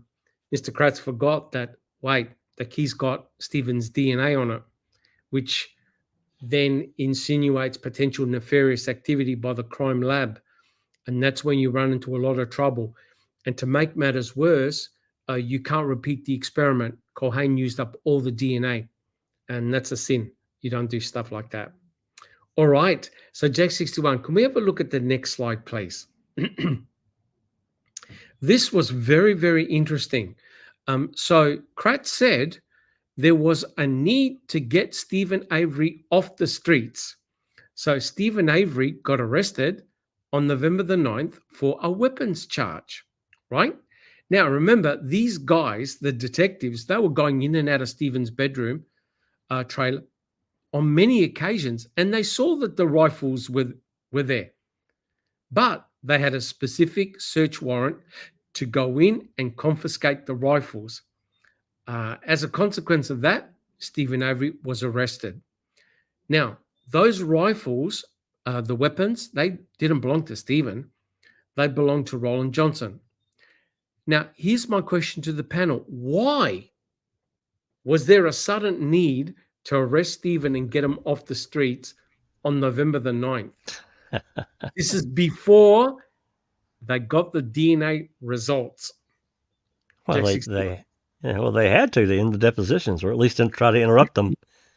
They could have continued if Glenn and Kelly had just said, you know what, we'll deal with this, but we got this guy that we got to get on the stand and get him some questions. But they decided not to do that, and for the life of me, I can't really understand that, not truly, because I think it was probably the biggest mistake that they made. Yeah. But you have to admit, though, Jack 61, it would have been a huge shock for them. It would have been a huge shock for those attorneys thinking, oh, my God, my client he's just been arrested. Well, yeah, and then the games they played, for 6 or 7 hours after that, actually probably longer than that, because they were trying to get in to see Stephen, and they kept playing hide the defendant. They wouldn't let them see him, and they didn't. I think it was Glenn that finally got in at like 9:30, and it was a limited amount of time he was able to talk to Stephen at all. It was terrible. Remember the press conference where there was Kratz and Pagel, and the people in the reporter said, do you know where Stephen is? Yep. Oh, well, they were very evasive on answering the question. They were. Yep. Totally amazing. So Stephen got arrested, but what's another reason why he got arrested and got taken off the streets? What was Stephen doing? I'm not sure Talking to where the you're. press. Well, he was Talking talking to the to the press. press. Yeah, that's true. Correct. Yep. Yep. So this is the way to shut him up. And that's why Kratz and Pagel kept on having these press conferences to sort of basically say, no. There's no planting. There's no planting. There's no way law enforcement officers do this. And yet, what did Kratz admit? They just effed up their case when the finding of the key. That's right. Yep. Terrible. All right, guys. Is there any more questions? Can we move on to the next one? I think we can move on, Doc. Okay, so we're nearly finished. Now, this was a big one, and this caused a lot of debates, questions, even to today. And that is, how did Stephen's blood get inside Teresa's Toyota RAV4? Now, we know that when Culhane swabbed the RAV4, she found evidence of Teresa's blood in the Toyota RAV4. She also found Teresa's DNA. She also found evidence of Stephen Avery's blood and hence DNA in the RAV4. Stephen's blood tended to be at the front of the RAV4. Teresa's blood tended to be in the back cargo area. She also detected saliva from the cherry Pepsi can that was in the front. But basically, there was no mixtures of bloods. But there's no doubt about it. Stephen's DNA and blood is in the RAV4. So it was very interesting that Dave here was asking, the big question. All right, guys, how did Stephen's blood get inside the RAV4? I like to get some responses from chat and also from the panel. Jack61, how did Stephen's blood get in the RAV4? Well, this is just We're speculating, of course. We're speculating, right? Absolutely. I can't prove it, but my opinion, because they didn't open the RAV on the 5th in situ, we have no photographs of what was allegedly in that RAV when they found it in quotation marks. So again, Sherry Culhane swabbed and controlled every swab, right? Yes. Add to that, on the 6th, Groppy says he did this little dot. He didn't do an actual swab as a technician would do, which I don't believe at all. Anyway, moving forward to finalize my speculation, we have to remember that Skorlinski seized Avery's Grand Dam around noon out of from the cabin. At Kratz, correct. At Kratz. And it gets hauled back to the lab. Now, my speculation is Sherry Culhane's controlled every swab. Easy peasy, lemon squeezy. She could do anything she wanted with those swabs. Okay. She had access to any fresh blood she wanted right out of Stephen the Grand Dam. And that's just one way. I'm not even talking about the blood vial at all, because there's problems with it. Even though they didn't detect EDTA in that blood vial, the level of detection is everything in that test. So there still could have been EDTA. They're just saying, well, we didn't detect any. Well, that's a partial answer, but he couldn't say definitively that there's no EDTA in that blood. I'm talking about LeBeau. Correct. Correct. But at the end of the day, Sherry Culhane controlled every swab. She could do whatever she wanted. My opinion. Okay. Interesting. Alice, where did that blood come from Stephen? Speculation, of course. Well, speculation, the police put it there. That's where it came from. Where it exactly came from, couldn't tell you. But like you say, yeah, LeBeau says he tested the samples and didn't find any EDTA, air quotes, but he only tested 3 out of the 6 samples. Yes, he The did. 3 samples that he didn't test could have had EDTA in them. We're never going to know.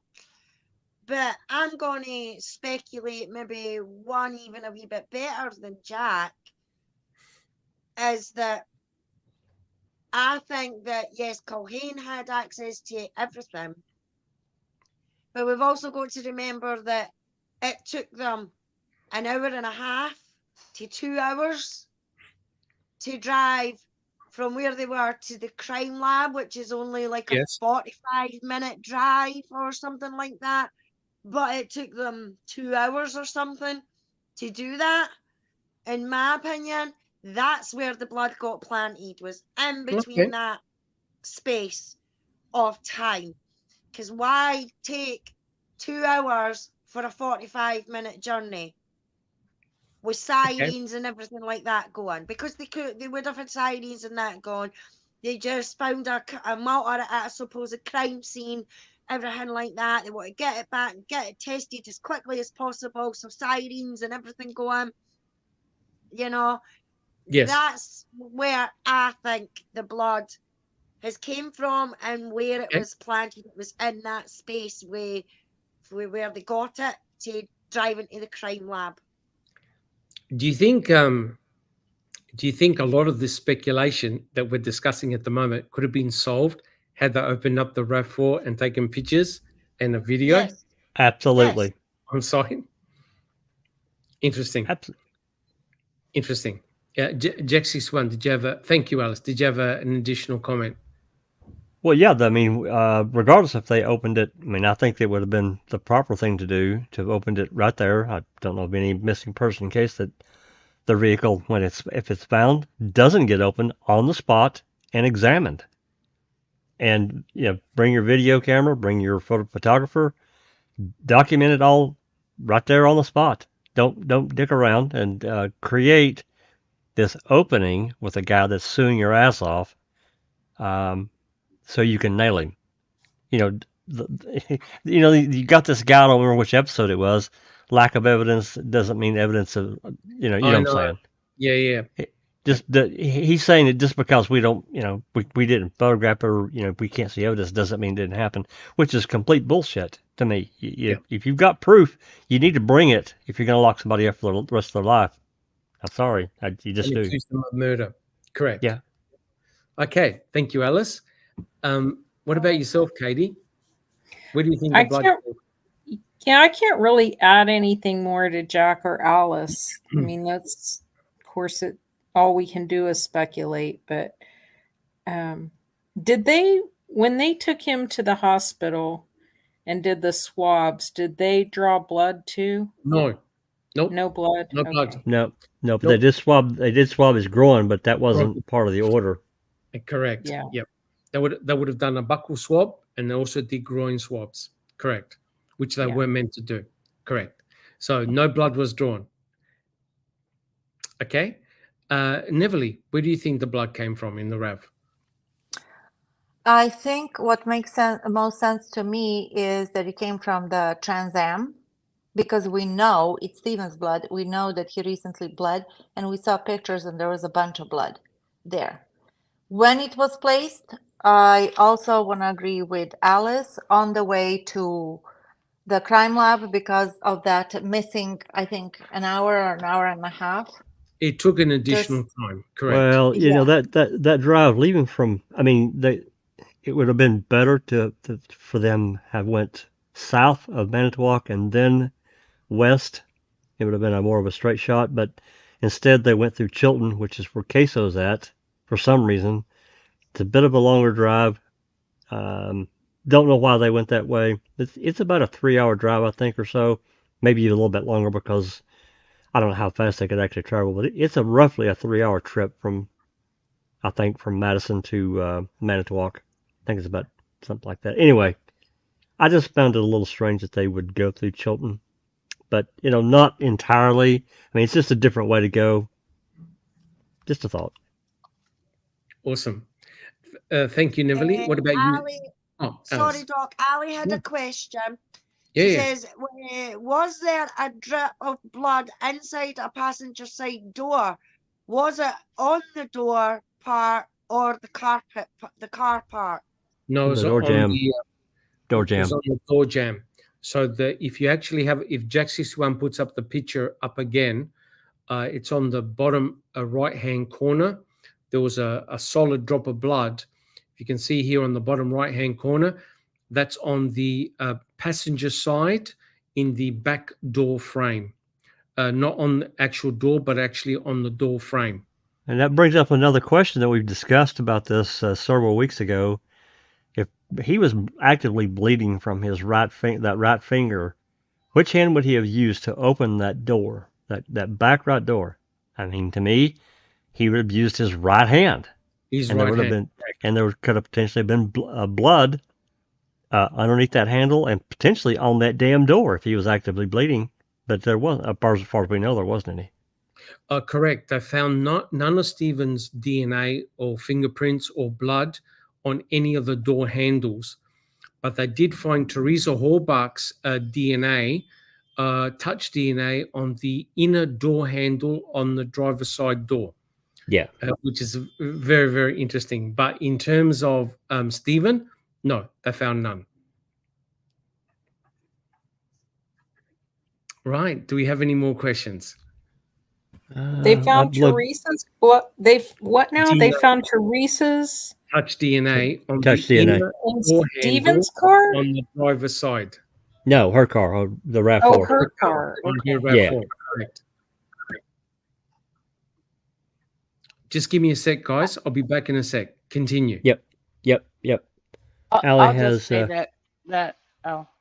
No, go ahead. Well, I'll just say that I agree with Neverly that it most likely the blood came from the Grand Am. That's but what I think I it think. happened. I think it happened in the lab. I don't So do know I. how they would have had that blood on the way to the lab with the RAV. True. And I think doing it in the lab actually gives them more control That's Yeah. right. of the environment. Yeah. Yeah, That's- much more control. And yeah, I think it happened at the lab myself. I don't think it was there at Avery Salvage Yard.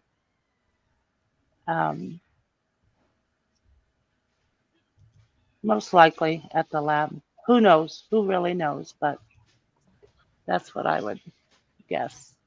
The laboratory is a much more controlled environment, as someone has already said. You've got total control because if you've got your DNA samples and your swabs, you can do anything. You can derive any potential outcome you want. What worries me was that nobody spotted any blood on the Avery Salvage Yard. Yes, it wouldn't have been easy to spot, so to speak. But the fact that you've got detectives there with torches that looked in the vehicle and didn't see any evidence of blood, and you've got Pam McGod, who has a private investigator background, she definitely would have looked at the ignition to see if there was a key there, right? That's a natural thing to do. And they were there by 11 a.m. It was broad daylight. Yes, correct. But it's interesting, if I could just quickly say the comment, they were very reluctant when they were asked, did you see any blood? Oh, it was overcast. Did you see any blood? Oh, it was misty. No, it wasn't. The sun was out. It was clear. And the front windows of the RAV4, you can see straight through. And in actual fact, they saw bottles, they saw other items. So they were able to look inside the RAV4. Not one of them, including detectives, had noted any blood. But it could have been simply that they couldn't see it because it was very, very small. That's a possibility. But you would have thought they would have seen it on the seats, right? Or on the CD case. They saw Teresa's name on that tiny little yes, they did. SD card in the back of the RAV. That's right. So, yeah. Correct. And Brutus did alert on the back of the RAV, so they knew that there was some form of human decomposition. They never opened up the RAV. Correct. All right. But just one important point before I get Katie. Now, an independent laboratory took the seat cutting from the passenger seat. This is fabric, so blood on fabric. And What do you mean, an independent lab? Where? Oh, this was FBI or what? No. This was an independent laboratory who did the DNA methylation analysis. Oh, right? that. The piece that was sent to them. The piece that was cut sent it to them. out, right? No. Yeah. That was Culhane. So remember, Culhane did all the swabs.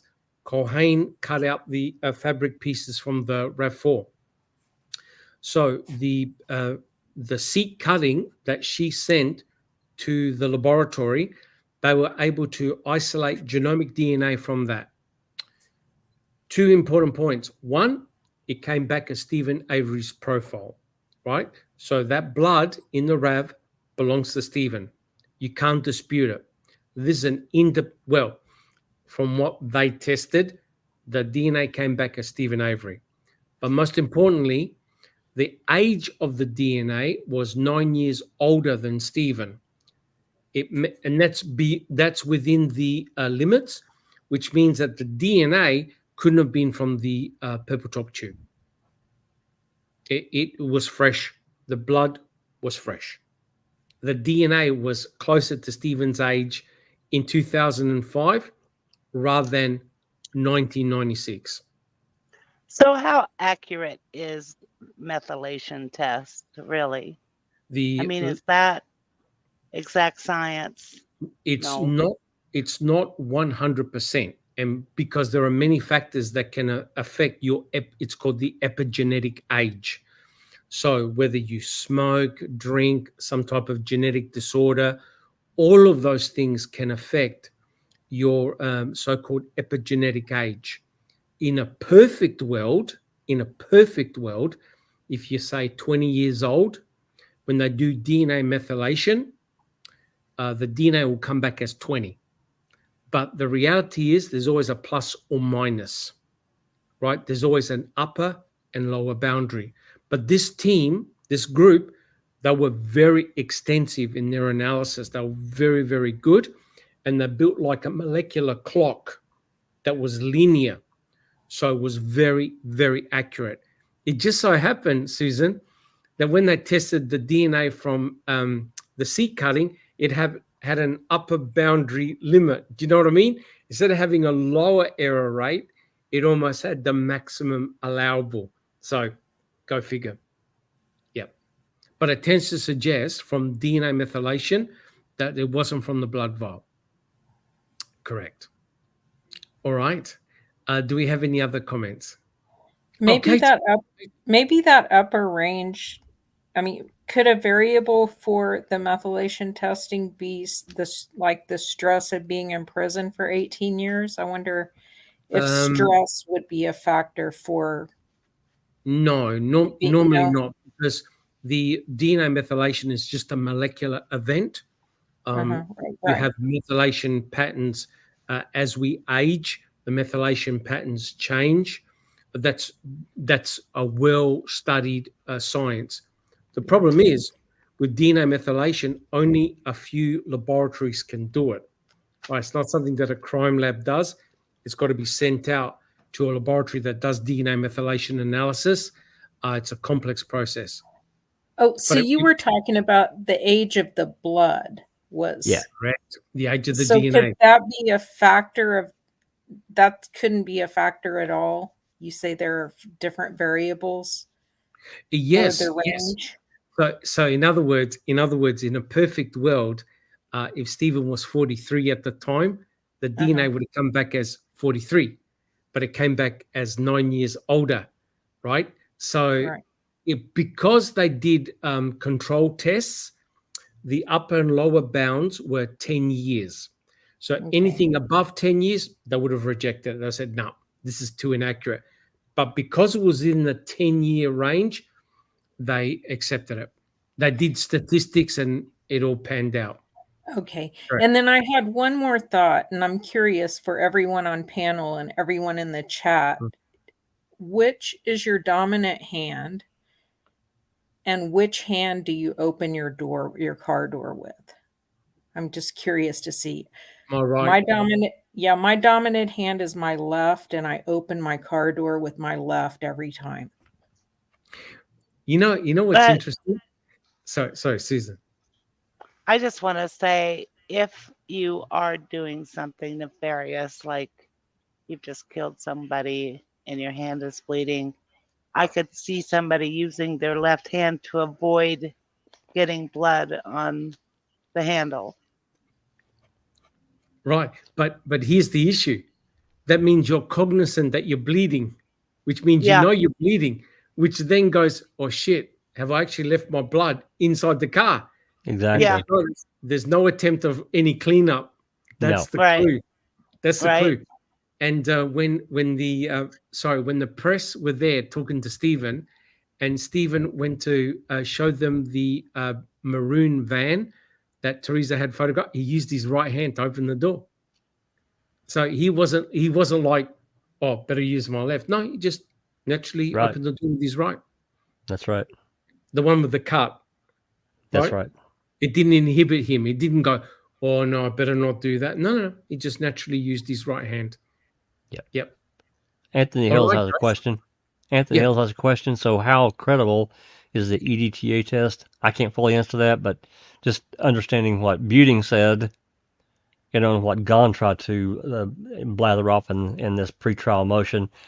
The problem is that EDTA is pervasive throughout our daily lives. It's in so many different products. Doc could probably explain it better than I can, but the fact is that no one really does EDTA testing, that at least at that time, maybe now, but in 2005-6 timeframe, no.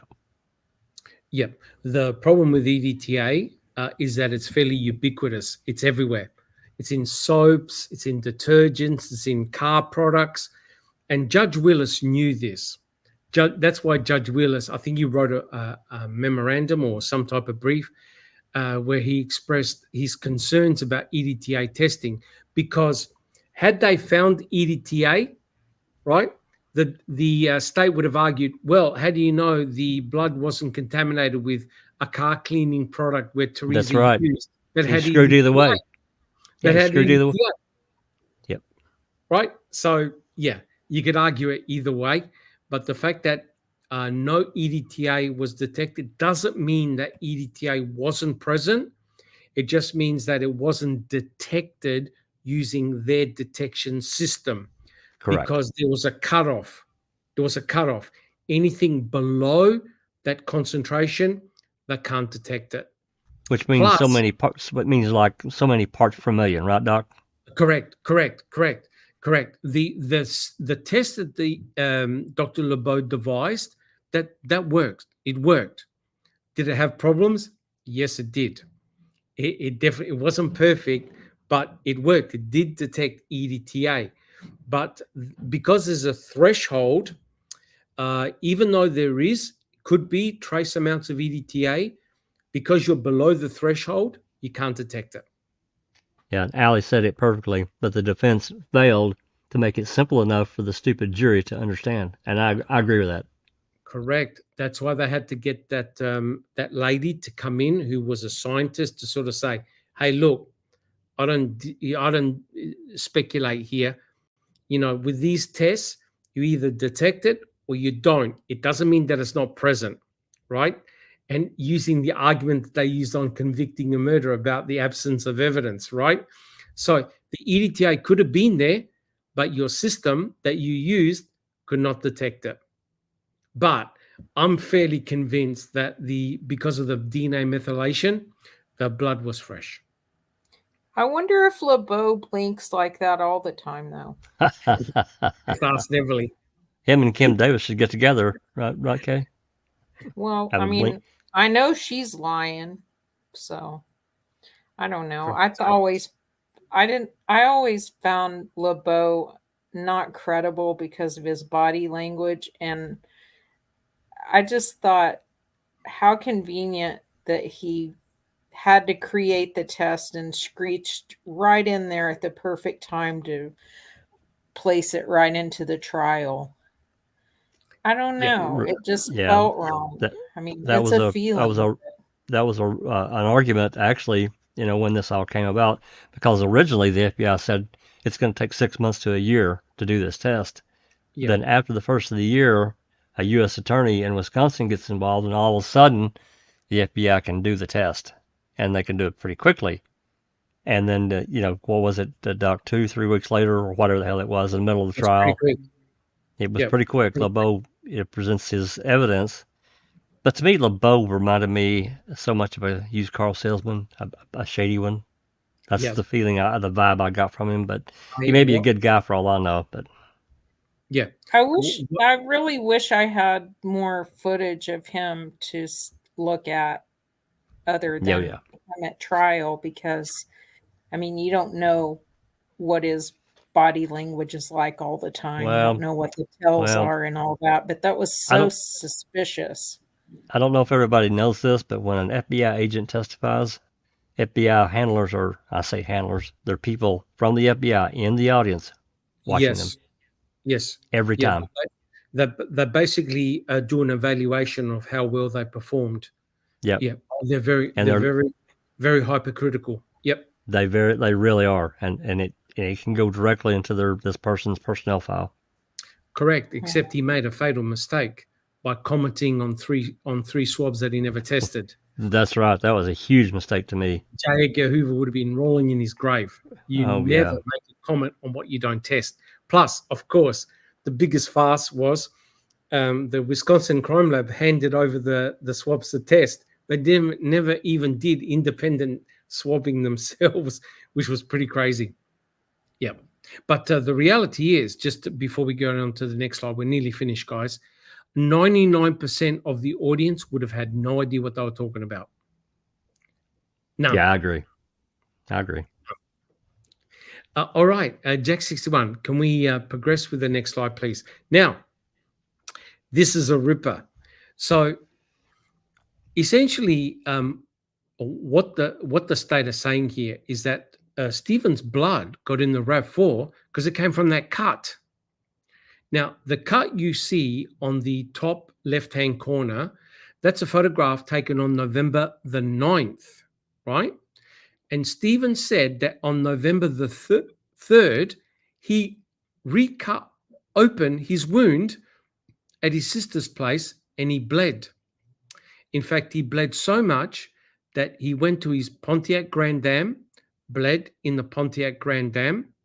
You can see drips of blood on the gear shift as well. And he was with Chuck, his brother. And both of them, Chuck stayed outside. Stephen went inside his bathroom and was dripping blood. And he dripped a lot of blood in his sink, right? And according to Stephen, that night they went to Menards on November the 3rd. And you can see the video capture here of both Stephen and Chuck at Menards. Stephen said he never put a Band-Aid. He just got some duct tape or something like that and was obviously would have still been bleeding, which is very, very interesting. So this brings up a very interesting question. One person who definitely knew that Stephen was bleeding was his brother, Chuck. Because Chuck would have definitely have seen Stephen shed blood. Very interesting. Absolutely. Right? So there's no doubt about that. Chuck would have been aware that Stephen had bled. Now, what the convicting a murderer saying, look at that nasty gash that you can see on Stephen's finger. So that's likely the source of the blood that's inside the RAV4. And that's actually rather ironical. If that blood was somehow either taken from the sink or from a bandage or from somewhere else, potentially rehydrated, quick and nasty, doesn't have to be perfect, and put it in the RAV4 and plant it in there. And I worked out that you need about 300 microliters of blood to plant in the RAV, which means it's less than half a mil. There's a tiny amount. tiny amount. amount of Stephen's blood in that RAV4, tiny. So here's the question to the panel. Was Stephen actively bleeding on October the 31st? That's allegedly when he bled inside Teresa's RAV4. So was he actively bleeding on October the 31st? Jack 61. He may have been. People in chat. He may have been, but I'm sorry. I don't think he bled in that RAV. It doesn't. I can't work it out mainly because of the placement of the blood, and because they didn't open the RAV on the 5th in situ. I have a real problem. I don't trust them. I just, maybe I'm jaded, and I try not to be, but because of other events that occurred at the Wisconsin Crime Lab, my trust is really shaken with them, and that's just my opinion. Okay. Alice, was Stephen actively bleeding on October the 31st? No. Okay. I think he was bleeding before that. Yes. When he reopened his finger. That was November the 3rd. That was November the 3rd. He cut open that wound. Yeah, and I guarantee you, with the kind of work that he did, and by going by experience, because I've been there myself, is that cut could have been opened and opened and opened and opened, and every time it's opened, it bleeds that wee bit more because you've just weaked the scab right off it and everything like that, and that's just the type of work that he's in. But I do not think he bled in that RAV. I do not. Okay, interesting. Thank you, Alice. Katie, what are your thoughts? Yeah, I don't know. I'm not sure. Ali has an excellent point, though. Mm-hmm. Yep. Does someone want to read it out? I'll read it. It says, if Stephen was bleeding on October 31st, why is there none of his blood on the shovel and rake that Brendan said he was sitting up the fire with? So I say no. That's a great point. Correct. And to me, this is the biggest issue. If Stephen was actively bleeding, the question is, why don't you find blood, extra blood all over the place outside the RAV4, on the door handles and elsewhere on the ground around the RAV4? The answer is you don't. Now, we can explain. You can explain the blood in Stephen's trailer, because Stephen recut his wound open on November the 3rd, and he went inside his house. He touched the door frames. He went to the bathroom. There were drips of blood on the ground and in the sink. And I forgot to mention that Erdl used a black light and proved that there was blood in the sink and on the vanity. So the narrative that Stephen bled in his house is correct. And Ali's got another point, and in the golf cart, because they allegedly drove around in the golf cart, picked stuff up, so there would have been blood on the steering wheel at least, and probably the seat, and maybe even on the floor of the golf cart. Correct. So when I went into this, I thought, my God, Stephen must be selectively bleeding, right? Because you only find the blood in one spot inside the RAV4, and it's highly, highly suspicious that you don't find additional blood either on the door handles or outside the RAV4, on the branches, on the hood. So the way Kratz was able to get around this, get ready for it, guys. Oh, no.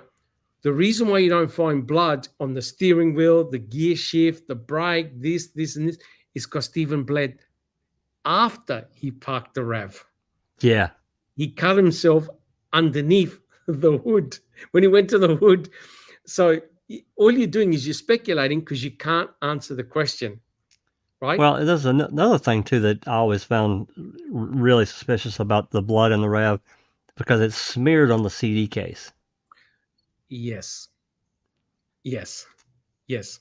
So Kratz came up with the hypothesis that as Stephen went out of the RAV4, he was dripping blood from spot to spot because he had to go out the passenger door because the car was parked too close to a red car that was right next to the RAV4. But Well, also, why Doc, did if he's actively bleeding, that means he doesn't have gloves on. Why are there no fingerprints? Correct. But why did the blood stop on the CD case? And if he's That's right. actively bleeding, he's got to open up the door handle to get out. And That's how's right. it going? And at the end of the day, right, guys, you said it, and people in chat said it too. You can't selectively actively bleed. If you're bleeding, you're looking at your finger going, oh my God, I'm dripping blood. Now, Right. don't say that Stephen doesn't know about DNA. He does. Because remember, that's what exonerated him. He gave blood. He knew about DNA. They would have explained it to him. So it makes no sense that now, all of a sudden, he doesn't care that he's leaving his own blood in the RAV4. But this is bizarre, right? Because if he's bleeding in the RAV4 and some state advocates might say, oh, yeah, but he was going to crush the vehicle. Then if he was going to do that, why did he take the key? Why did he take the plates? Why move everything? Why not just leave it there? If your aim was to come back and crush the vehicle, hey, That's just right. take the whole lot. That's right. Anthony's Add got a some good gasoline, question. add a flare, boom. Yes. Yep.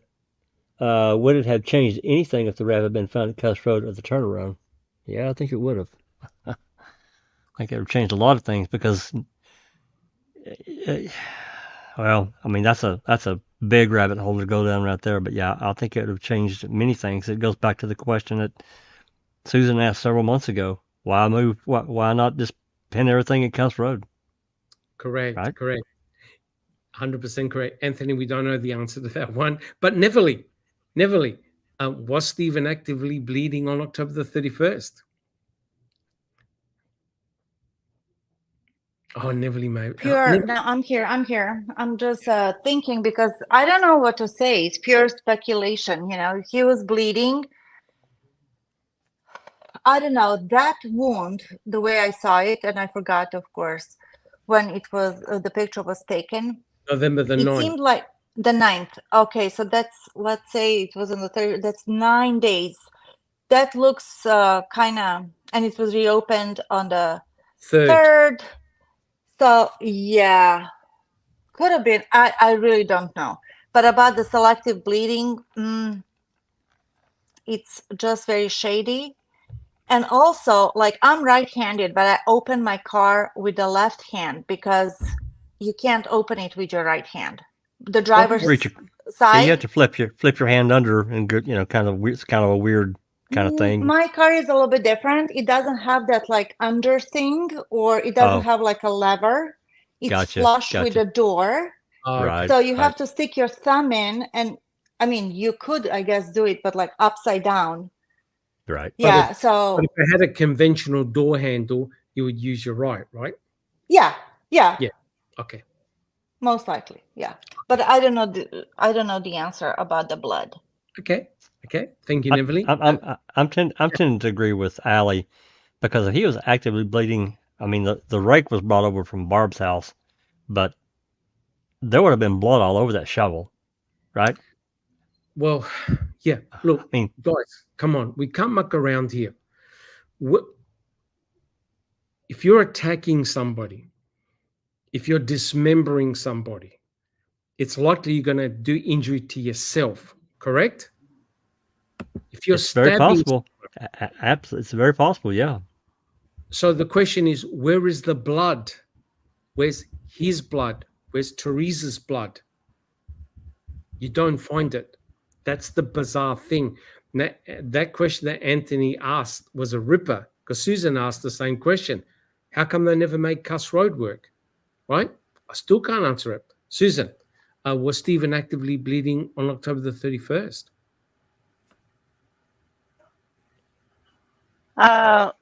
I tend to think that he wasn't, Doc. Who knows, really? didn't solve the case, me. So I don't believe he was. Okay, interesting. Thank you, Susan. Katie, do you have another comment? Oh no, I just forgot to mute. Sorry. Okay, so here's just a quick question. If Stephen never had a cut and there's blood in the RAV4, would have that made any difference at all? If he didn't have a cut? If he wasn't cut, it would make a huge difference. If the case goes out, they couldn't have tied Stephen to the RAV at all. Well, what do you think Kratz would have said occurred? He had gloves He on. had a nosebleed. Yeah. Yep. It would have been another source of where the blood came, like maybe Teresa punched him on the nose or something like that. Right. So the cut on the finger was just a thing of convenience for the state. So that's where the blood came from, right? So it didn't really matter, cut or no cut. They would have blamed it on a nosebleed or something like that. Because remember, the amount of blood in the RAV4 is minuscule from Stephen Avery. Very, very small amount. Under 0.5 ml potentially is present in that RAV4, right? Which is very, very interesting. So, here's the kicker. Fassbender and Wiegert asked Brendan Dassey. They said, was your uncle bleeding? Yes. You know how many different versions that Brendan gave on how Stephen had cut open his finger? God, I can't remember. It's several. 7. I was going to say 8, but... Yep. 7 different versions of how Stephen had cut his finger on October the 31st. It's clear that Brendan Dassey had no idea. So it's speculation whether Stephen was bleeding or not on October the 31st. Correct. All right. Do we have any further questions? No, not really. Just a lot of good commentary in the live chat. It's going, about different things about Cuss Road and so forth. But fantastic. No, it was we did have a pretty funny one from Andy B. Yes. Y'all are forgetting that Man's razor. It was that razor that cut Stephen's finger and dismembered Teresa. Damn fine razor handling, in my opinion. I can't do the British accent, but there you go. Correct. Thank you, Andy B. Okay, let's finish this. Let's finish it. So the next slide was very, very interesting. And that was in Convicting Murder. They talked about the blood smear on the ignition switch. And, Brenda Schuller went to go and see Groffy because Groffy was there in the crime lab on November the 6th. And she said, well, when you took a swab, did you take a swipe up? And Groffy goes, no, I just did a little dab. That's bullshit. You can see the swipe mark. If you expand that up a little bit, you can see that has been swiped. So by that, I mean, you've had a cotton bud with solution. Someone's dabbed it and pushed it up to get a sample of blood on that, on the tip, so you can do a phenolphthalein test for the detection of blood. But Groffy was adamant that no, they didn't do any swiping. They just did a dab. So guys, a quick question to the panel. What caused the blood smear near the ignition switch? Ken Kratz said it's because Stephen Avery put his hand on it while with a bleeding finger, while he put in the key in the ignition. Katie? I think a swab caused it. Interesting. Yeah. So you don't believe Groffy? I don't know. I mean, I think it was planted there, right there with the swab. Okay. It just doesn't, I don't understand how it could really logically get there. Yeah, it cannot come from a finger. I'm sorry. Kathleen Zona even tried to reproduce that by placing a piece of white paper with someone with a actively bleeding finger, it got nowhere near it, right? There's I no tried way to do that myself. Yeah, there's no way the blood is going to be deposited on that spot. And remember, Groffy swiped it, and Culhane swiped it twice. So that looks like it's been dabbed with a pipette, with a tip, and swiped in order to get a sample of blood, right? So Groffy, I think he got caught out. He goes, no, I just lightly dabbed it. Jack 61, thank you, Katie. Jack 61, how did that smear pattern get there? Well, I think both of them got there from being swapped. Somebody taking a Q-tip or swab, whatever you want to call it, with their solution and rolling it. Just like, this is not a great photo. This is the quickest one I could find, though. But you can clearly see, it made this gull wing pattern. And that's why, I mean, there's another photograph, I'll try to find it, that's brighter than this. You can actually see like a rounded spot. Yes. With it's a more high def and better lit photo than this one. To me, that's exactly how this gull wing pattern was created. And I don't care what Groffy says, these were not taken when he stepped in that car. No way. I don't believe it. Someone asked a brilliant question. Is that picture before the swabs were done or after? That doesn't look like an in situ photo to me. That looks like they took it after they swabbed it, which is not what you're meant to do. Let's see if this is dated. This is September 9th, 2000, September 5th, 2006. Yep. Way after the fact. Yep. Interesting. All right. Does anyone have any additional comments of how do you think that blood swipe got there? Go there, like Kay says, it got there by a cotton, well, I call it a cotton bud. Plain, straight and simple. It was put there by a swab. I've even been in my dad's car and I've tried. I don't drive. So I've tried it in cars that I've been in, and there is no way that your finger would make that mark, even if it could touch that side or that far away from where the actual ignition key is, in my opinion. You know, so to me, that's been put on by a cotton bud.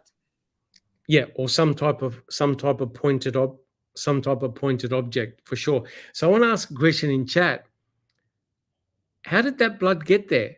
Do you think it was done by Stephen's finger, or do you think it was done by some type of object like a swab or maybe a little pipette or something like that? Be interesting to see what people say in chat, whether it was done by Stephen's finger or by some other instrument. But here's the bizarre thing, which I can't work out. That blood on the ignition meant that Stephen had to have the key because he's right at the ignition switch. He's obviously depositing blood on the ignition switch. How come there's no blood on the key? And the answer is, well, he wiped it. Wait a minute. If he's wiping the key of any blood, why didn't he wipe the blood in the car? It doesn't make any sense, right? What's more damning? The key you hid, but the car's out in the open, right, guys? It doesn't make any sense. Neverly, any idea how that pattern got there on the ignition switch? Like, who did it? Well, how did it get there? By Stephen or by somebody else? Not by Stephen. It's somebody else. I have no clue who. Okay. But in the control environment again, that's what I believe. Okay. Awesome. All right, guys. Look, let's wrap this up. We've nearly done 2.5 hours. Just got 2 more slides to go. Jack 61, if we have a look at the very next slide. So this is slide 17. This was a very interesting point. Now, we know that Stephen was actively bleeding in his Pontiac Grand Am. No question, right? Stephen even said, hey, look, I cut my finger open. I went to the Grand Dam to get a charger, and you could see that there were blood drops. Now, here's my question to the panel. Did Stephen Avery actively bleed in both vehicles? According to the state, Stephen did. So in other words, the state is saying that the blood distribution pattern in the RAV4 is reminiscent of someone actively bleeding. Guys, do you agree? Yes or no? Jack 61. No, no way in hell. The blood patterns are totally different. Interesting. Neverly, what about yourself? I strongly disagree that Stephen bled in the RAV. Okay, interesting. Alice? No, he never played in the RAV. He might have played in the Grand Dam. Yes. He never played in that RAV. Okay. Katie, what's your opinion? I don't believe he bled in the RAV4 at all. Okay. Susan, what about yourself? Yeah, I don't think so either. Okay. I don't think he did. Fantastic. Thank you so much. Yeah, me neither. The blood distribution patterns are completely different.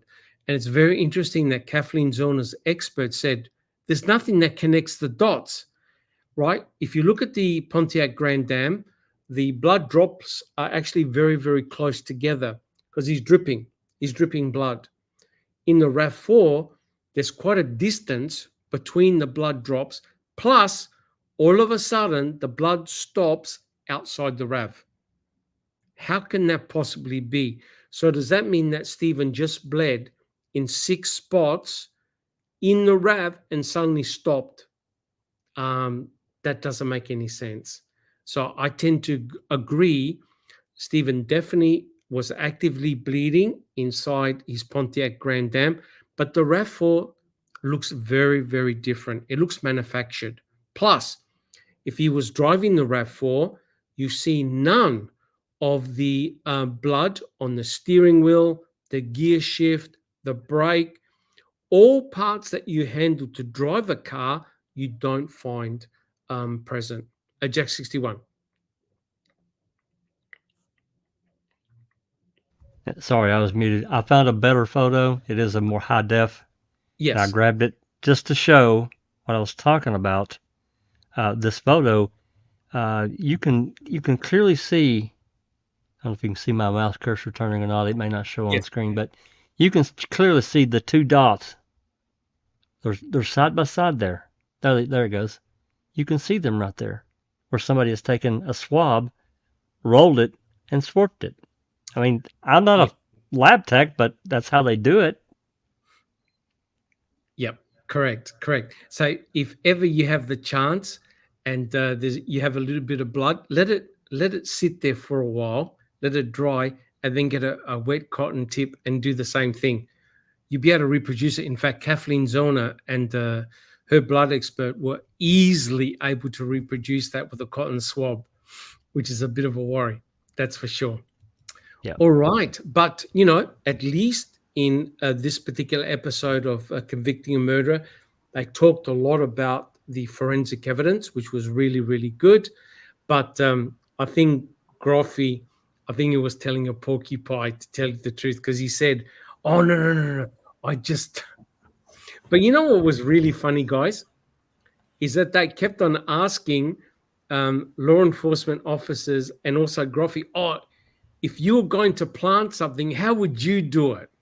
Right? They kept on asking them how they would do it, and they must have felt pretty awkward. I would have put it here. I would have put it there. Exactly. It doesn't look like that at all. Correct? Did you see what Groffy said? I would have put it on the steering wheel. I would have put it on here. You don't find any of that at all. Katie. Well, maybe they were just too stupid to figure out where the proper places to put it were. I mean, can't you see that clown show? I mean, yeah. I don't know. I have some people in mind that if they planted it, they're stupid enough not to be able to plant it in the proper places. But what I was going to ask you is, in Stephen's car, since we know he was actively bleeding in his car, was there any blood where in the placement where it is in the RAV4 behind the ignition? No, I don't think that Stephen actually drove his Pontiac Grand Am. He went inside to get a charger, and he had put his hand on the gear stick. And when he was over the central console, his blood was dripping down. You can actually see the two blood droplets in very close proximity. Yeah, I remember seeing a photo of that. Okay, correct. Thank you. Thank you. But I don't know whether they've taken more photos showing more droplets of blood. I think they just showed the central console, and clearly Stephen had gripped the gear shift lever, because you can actually see a smear of blood.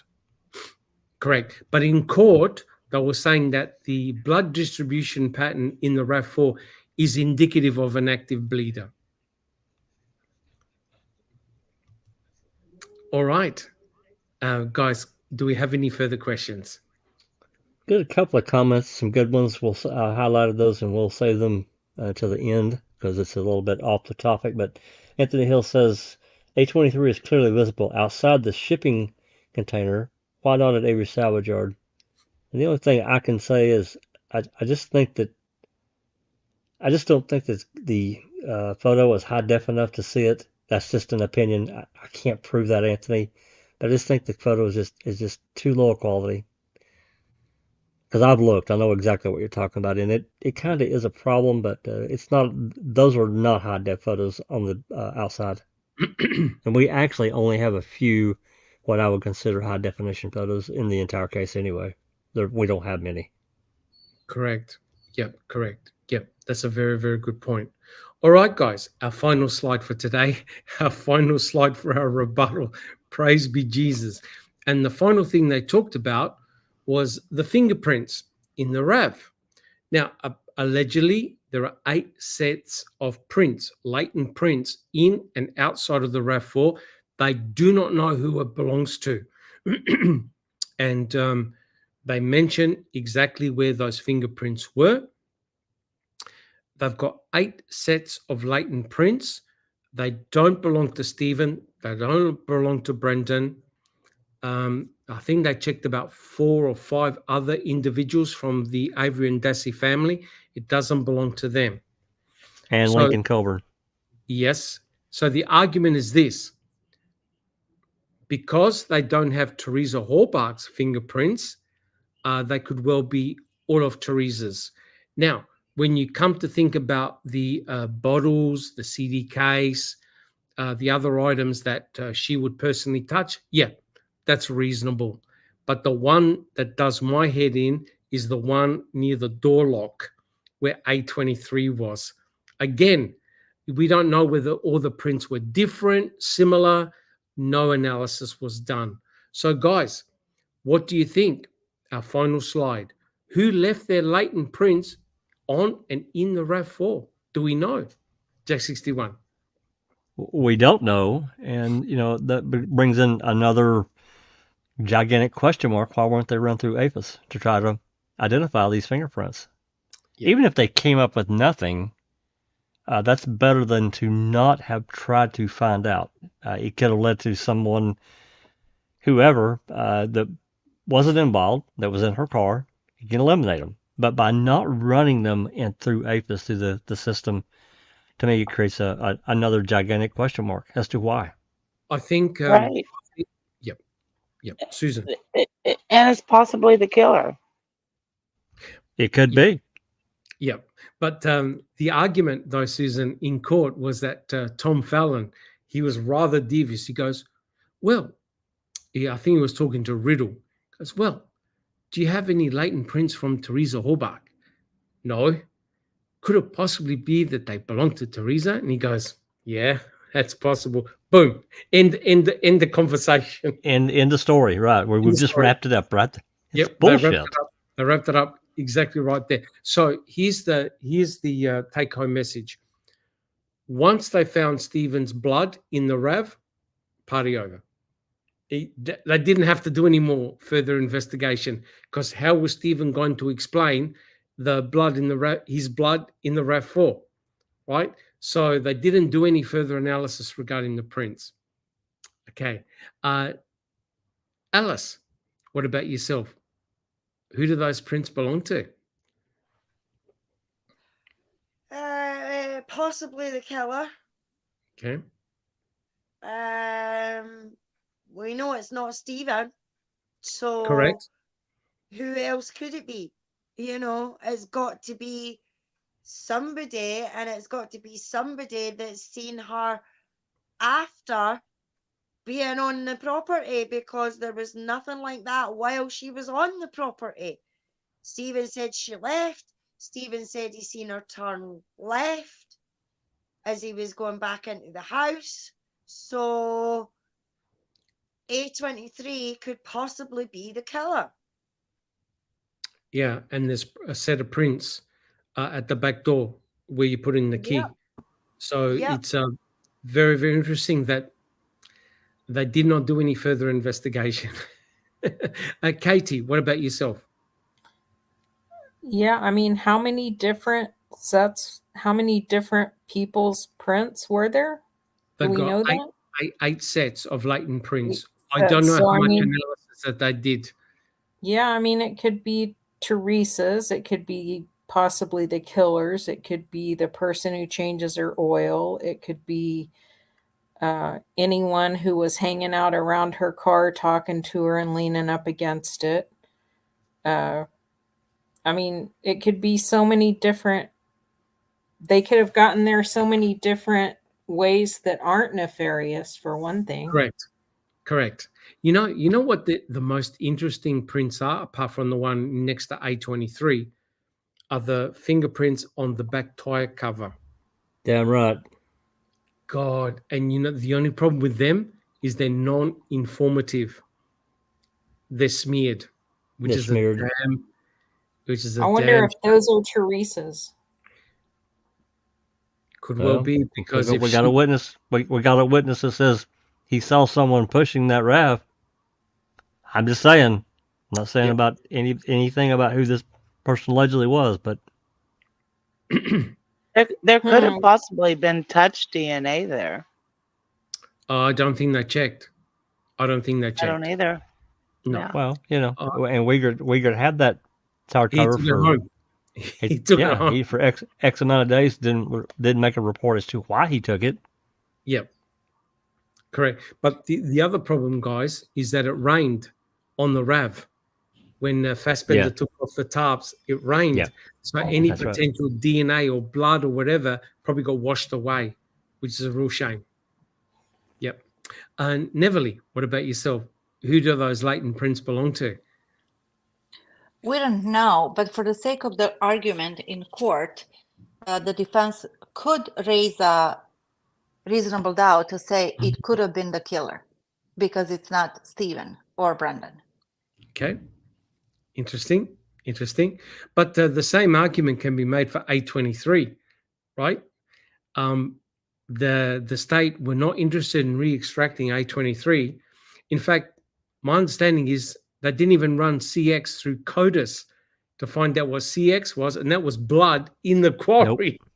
Nope, they didn't. So it's a very bizarre situation whereby if it wasn't Stephen, we're not interested. That seems to be the attitude, which is rather bizarre. All right, guys, do we have any additional comments or any further questions? Because we're done. We're done our rebuttal. Wow, call it. We agreed to call the priest in to, for the blessing and the cleanse and all that. So we need to get that call in. We do have a few comments that I starred along the way. First, I wanted to say thank you to Becca. She's a new member. She's doing, I'm not sure which membership she got, but really want to appreciate her for doing that. She's a foul play lover. There you go. I can't see it from the starred tag here, but thank you, Becca. Okay, first one that was put up. These are coming from earlier, always as I caught them. So my opinion My opinion is if the cops planted the key, then they planted everything. And this is from Clive. And that's the attitude I think a lot of us really have, right?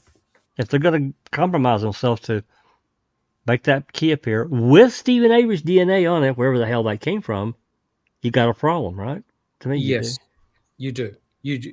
Yeah, you're correct, Clive. That immediately casts suspicion on everything, and that's probably what Kratz saw as well. He goes, "Oh my God, why?" In actual fact, for the investigation, it would have been better if they just kept the key quiet, right? They That's just right. kept it quiet.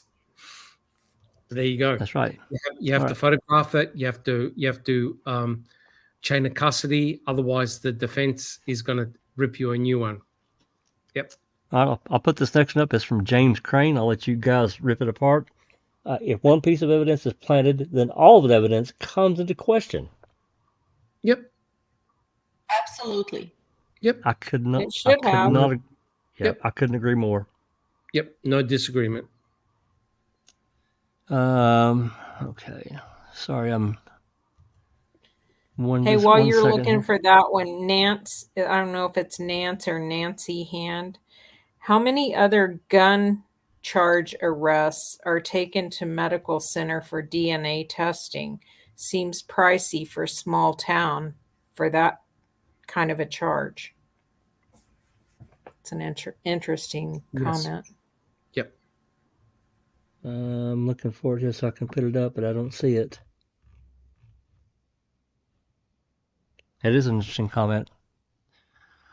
Okay, next one that I tagged is from Under Your Scars. I posted in Discord an article on a suspected burial site at Cuss Road in 2005, November 7. When does anyone mention that? Taboo? They don't mention Cuss Road. They only said that Loof went to Cuss Road, turned around, and went to the deer camp. There's no discussion about Cuss Road. No, I think they mentioned it one time, Doc. Isn't that right? That's it. About Loof, and that's Yep. it. Cuss Road is a no-go zone. To this day, it still is. Yep, I agree. Just 1 second here, guys. A dog never hit on the cabinet, right? When the dog was in the trailer. The dog circled and showed interest in the three cabins and showed interest cabinet. I'm sorry, the bookcase is what I meant to say. No. Okay. This is the real head scratcher, right? Okay. If there was any trace amount of blood on the key, right, Brutus would have given an alert. Okay. Because their noses are very, very sensitive to human decomposition. That's odd. Brutus didn't alert in the main bedroom, but in the bathroom, yes. Right.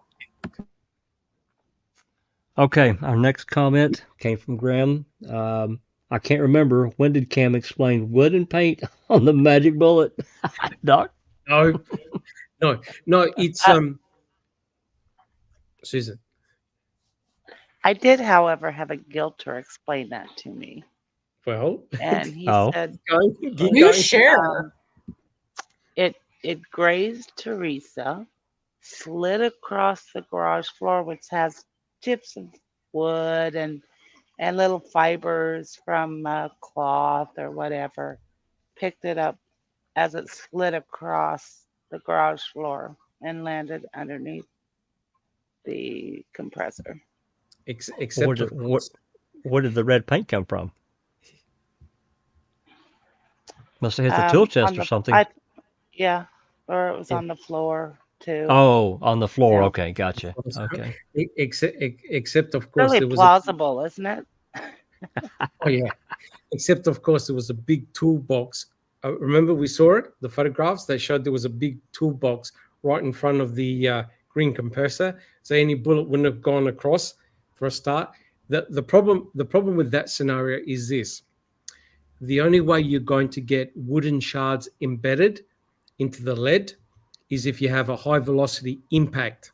In other words, the bullet has to impact the wooden surface first, right? Because when the bullet strikes an object, there's a .22 bullet. Yeah, there's the black, Creeper. yeah, and also the black box of tools right in front of the That's green right. compressor. So ain't nothing going to slide underneath the green compressor, right? So it's got to hit the object at high velocity to get the wooden shards embedded into the lead, right? It would have been better if they never, ever showed that picture by Fassbender trying to explain how Odomefeld nicked Teresa Horbach and then went across the room somehow and landed underneath the green compressor. It would have been better if they never, ever showed that, because any firearms experts, and I'm not, but anyone who deals with firearms would have been laughing their heads off. That's completely crazy. Because on the bullet, there was no blood, there was no skin, there was no tissue, there was no hair, zero. And that animation that, Fassbender was trying to talk through and say, well, Stephen was over here pretty much laying prone, shot her, and it went through hit her skull, went through, exited the skull, and then somehow picked up some red paint from somewhere and landed under that green compressor. It's completely crazy. And there's no wood in it too. Yeah, and there's no bullet nicks in the garage either. It's the most preposterous, ridiculous hypothesis, second only to what Sarah Faust said about the ashes being smelled by Luth. Yeah, I agree, Doc. Pretty bad. Okay, all right. Let's move on. Our next comment is from Ron Clack. Where can I listen to these two lawyers podcast? Well, that's the Defense Diaries, and you can listen to them anywhere you listen to your podcast. I listen to them on Spotify, but you can find them pretty much everywhere. Yeah, they're really good. Diaries. Yeah, I listen to it on Spotify. They're really good. Those poor guys, it'll take them 10 years. They're doing page by page a queso. They are. Yep. They're listening to calls. They've even, they've even thanked us publicly for, providing these various parts of, material that they're using. So, but they're doing a really good deep, I think, as far as they can be. Yep. Kind of taking this stuff apart, page by page, as Doc said. Do you know how many episodes they've done so far?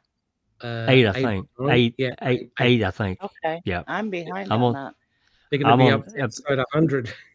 I'm on episode 5. I'm trying to get caught up. I may try to listen to one tonight if I can. Yep. Okay. They're the ones that gave the clues about the contemporaneous writing of the reports, that the reports are written months after the fact, and hence you can get collusion when you see a report. And he said the most suspicious report that he's ever read was the finding of the key in the bedroom, because I've never seen a report like that. Well, they even commented about how Queso is written and kind of in the narrative. And if you look, I can't remember what page it is in Queso, but it's up in the page 200 or so. I can't remember exactly, but it even, there's a page there that even says that reports written after this point in time there could be a delay, blah, blah, blah, trying to explain and excuse and justify how these reports were written. Correct. Okay. Our next comment was from James Crane. Did they check the camera Pam Sturm had when she found the car to make sure she did not take pictures of the inside of the car? She had to have looked into the car as she walked, waiting for law enforcement to get there. That's an excellent question. And I've asked the question, I'll let you guys talk. Did law enforcement seize the SD card out of Scott Bowdoin's camera? And if they didn't, why not? I think they did take the camera because they published, I think there's 6 pictures in total. There is 6. Yep, that's right. That we know of. By Nicole. Taken by Nicole. Right. Correct. That's right. We don't know whether there's others. Well, and another thing that we can't forget, Nicole snuck that camera underneath her coat And Pam said that. She admitted to they sneaked the They camera hid the in. camera. They hid the camera. And I think that's an interesting comment to have made to anyone. I wouldn't have said that because that opens up another can of worms. You can follow that can however far to the bottom you want, but why wasn't anyone else given a camera Yeah, that we know of? correct. And the direct number to Sheriff Pagel. To Pop. But That's right. We've covered that extensively. Yes. My opinion, Sheriff Pagel got a tip. They knew the RAV4 was there. They knew the RAV4 was there, but they had to keep arm's distance to sort of say, you're a private searcher, we're law enforcement, we can't be associated together. So, they found the RAV4 in record time. Plus, there were the 5 friends of Teresa who said they spotted the RAV on the opposite side, and you're thinking, wait a minute, that can't be right. That's right. Yep. That's exactly Excellent right. question. Do we have any more? We do. We got a few more. Pam of God put that mark by the ignition. Remember her words? I need to know if this is right. So I can put the, and that is in the call. That is because scary. the next the comment that TJ made is right afterwards. Is JJ Fox? JJ Fox says, is there an audio? And there is. That is in the Pam Sturm call, and it's in the library. Correct. You can listen to it. Yep, and we covered that as a transcript when we were doing reading with the crew. We actually covered it line by line.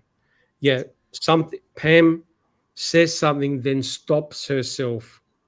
She wanted to make sure that they had the right car, because on the missing persons poster, it says dark green. This was blue. Yeah. Yeah. Right. And then James Cream says maybe we're talking about the fingerprints. Maybe that's why they never checked the prints. So because they would have been hers or Nicole's, possibly some of them. Could have been. Maybe could have been, because remember the call. Uyghur's telling Pam, "Don't touch the car. Don't go in the car." Blah blah blah, and she says, "Nicole, don't touch the car." So that tells me she was touching the car. She was touching the car. In actual fact, they moved the hood from the back to try all the doors. So they were definitely trying to get in the car. Yep. And then James Crane is Dr. James 651J is a new member. Thank you so much. Welcome. We really appreciate that. And that is all the questions that I had highlighted, Doc. Fantastic.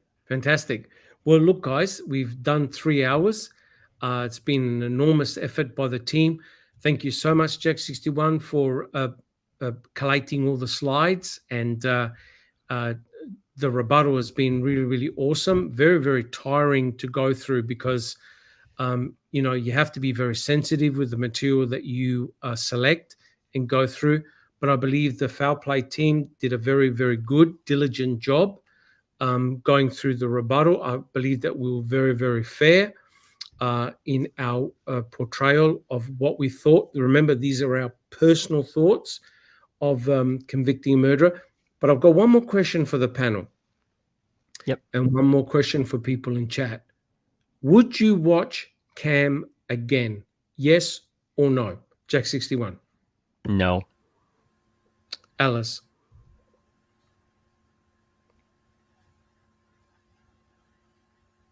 She muted. Yep. I say no. No. Alice, would you watch Cam again? No. Okay. Susan. Oh, God, no. Neverly. No, thank you. Yeah. Myself. I'm going to need to get an exorcism done on my computer and my iPad. Definitely and therapy. No. And therapy. Definitely no. Be interesting. A lot of people in the audience have gone, no. All right. Well, look, guys, again, thank you so much for all your excellent questions, for your support. It's been awesome. I'm probably going to take a little bit of time off myself just to recover and probably get back on with the reading with the crew. The new material. I like to go over that. So I'm sure we'll be able to do that. But in the meantime, of course, We've got all the calls, etc., that Jack 61 is doing with Open Mic. So, guys, let me go through the panel and tell us how you're coming along and how things are happening with you. Jack 61. Yeah, thanks, Doc, and everyone for tolerating doing this rebuttal.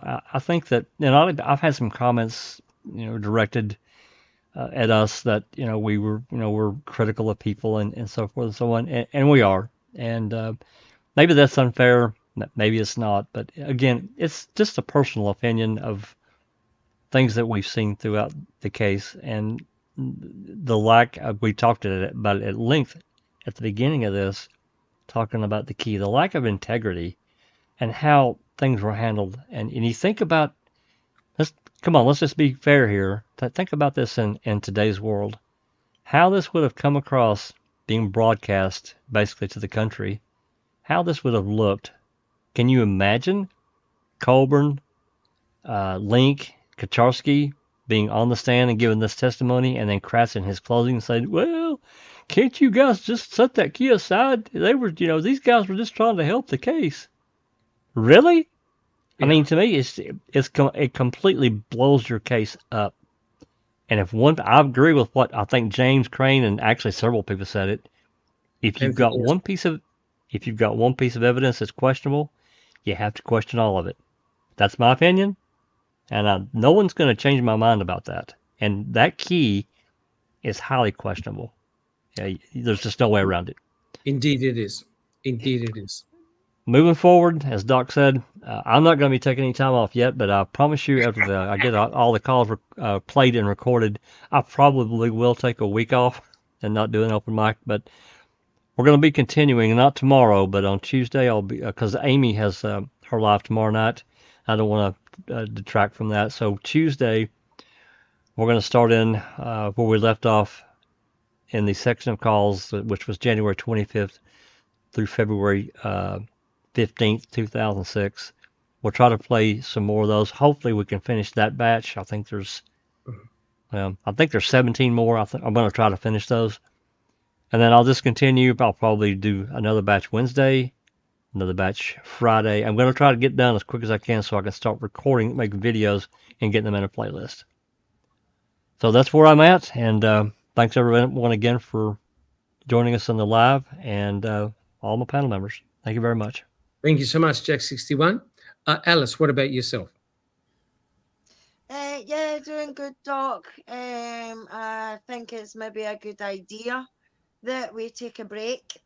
Yeah. Even if it is just for a week or two. Just so that, because Christmas is coming up and that Correct. As well. So a lot of people will be spending it with family and everything. I'm looking forward to seeing the grandbaby. Spending time with them. So yeah, it'll be all go the next week or so, getting Christmas dinner in and things like that. So once again, thanks to everyone who's joined us in chat, and to Becca, if she's still listening. It's 2 a.m. here, so it's now the 18th, so happy birthday, darling. Oh, awesome. Happy birthday. Thank you to my panel, as always. Great podcast. Thank God this is done. And we can get back to what we were doing with Reading with the Crew. So thanks, everyone, again. Do the YouTubey things, and we'll see you next time. Awesome. Thank you so much, Alice. Much appreciated. Katie, how about yourself? Yeah, it was a good podcast tonight. In working with the wrongful conviction of Daniel Holtzclaw, and then following Stephen and Brendan's cases with foul play, it's just so striking that how dirty players are all doing the same things all around the country. Yep. You have select police officers and law enforcement officials waiting a long time to put things into a written form so that they can, create a narrative. You have a prosecutor who is involved from the early investigative stages. not waiting until the police actually present the blue sheets to them to say, hey, will you take this or not? Will you prosecute this or not? So they're already working together, creating a narrative. And all of those people are visiting the crime lab and talking to the lab analyst and the people working in the crime lab, and then the prosecutors, I get that's what they have to do. They have to, I would hate having a job where someone's life was on the line, and my job is to create a story that a jury would believe. Just like create it with the available things that you can use that are around you, that you've either collected or been able to manufacture in some way, and sell that to a group of people so that you can destroy so many people's lives. It's just sickening to watch this shit over and over with these cases. Anyway, on a lighter note, I'm looking forward to my son and his boyfriend coming home for early Christmas time together tomorrow and the next day. So gonna have an early celebration, which is just dinner for us. But fantastic. Yeah, and happy birthday, Becca. Yes. Still visiting with family and creating some great memories. Mm-hmm. Yeah, absolutely. Awesome. Thank you so much, Katie. Next, we have Susan. Hey, it's my birthday too. Hey! Happy birthday! I did not know. Thank you. Just in a few hours, yep. Yeah, Becca and I share a birthday. No, it's your birthday now, Susan. Like I said, it's 2:00 here in the morning, so it's the 18th. So happy birthday! Thank you. And 8 years ago, Making a Murder debuted. That's right, on our birthday. Yeah, I'll just say overall,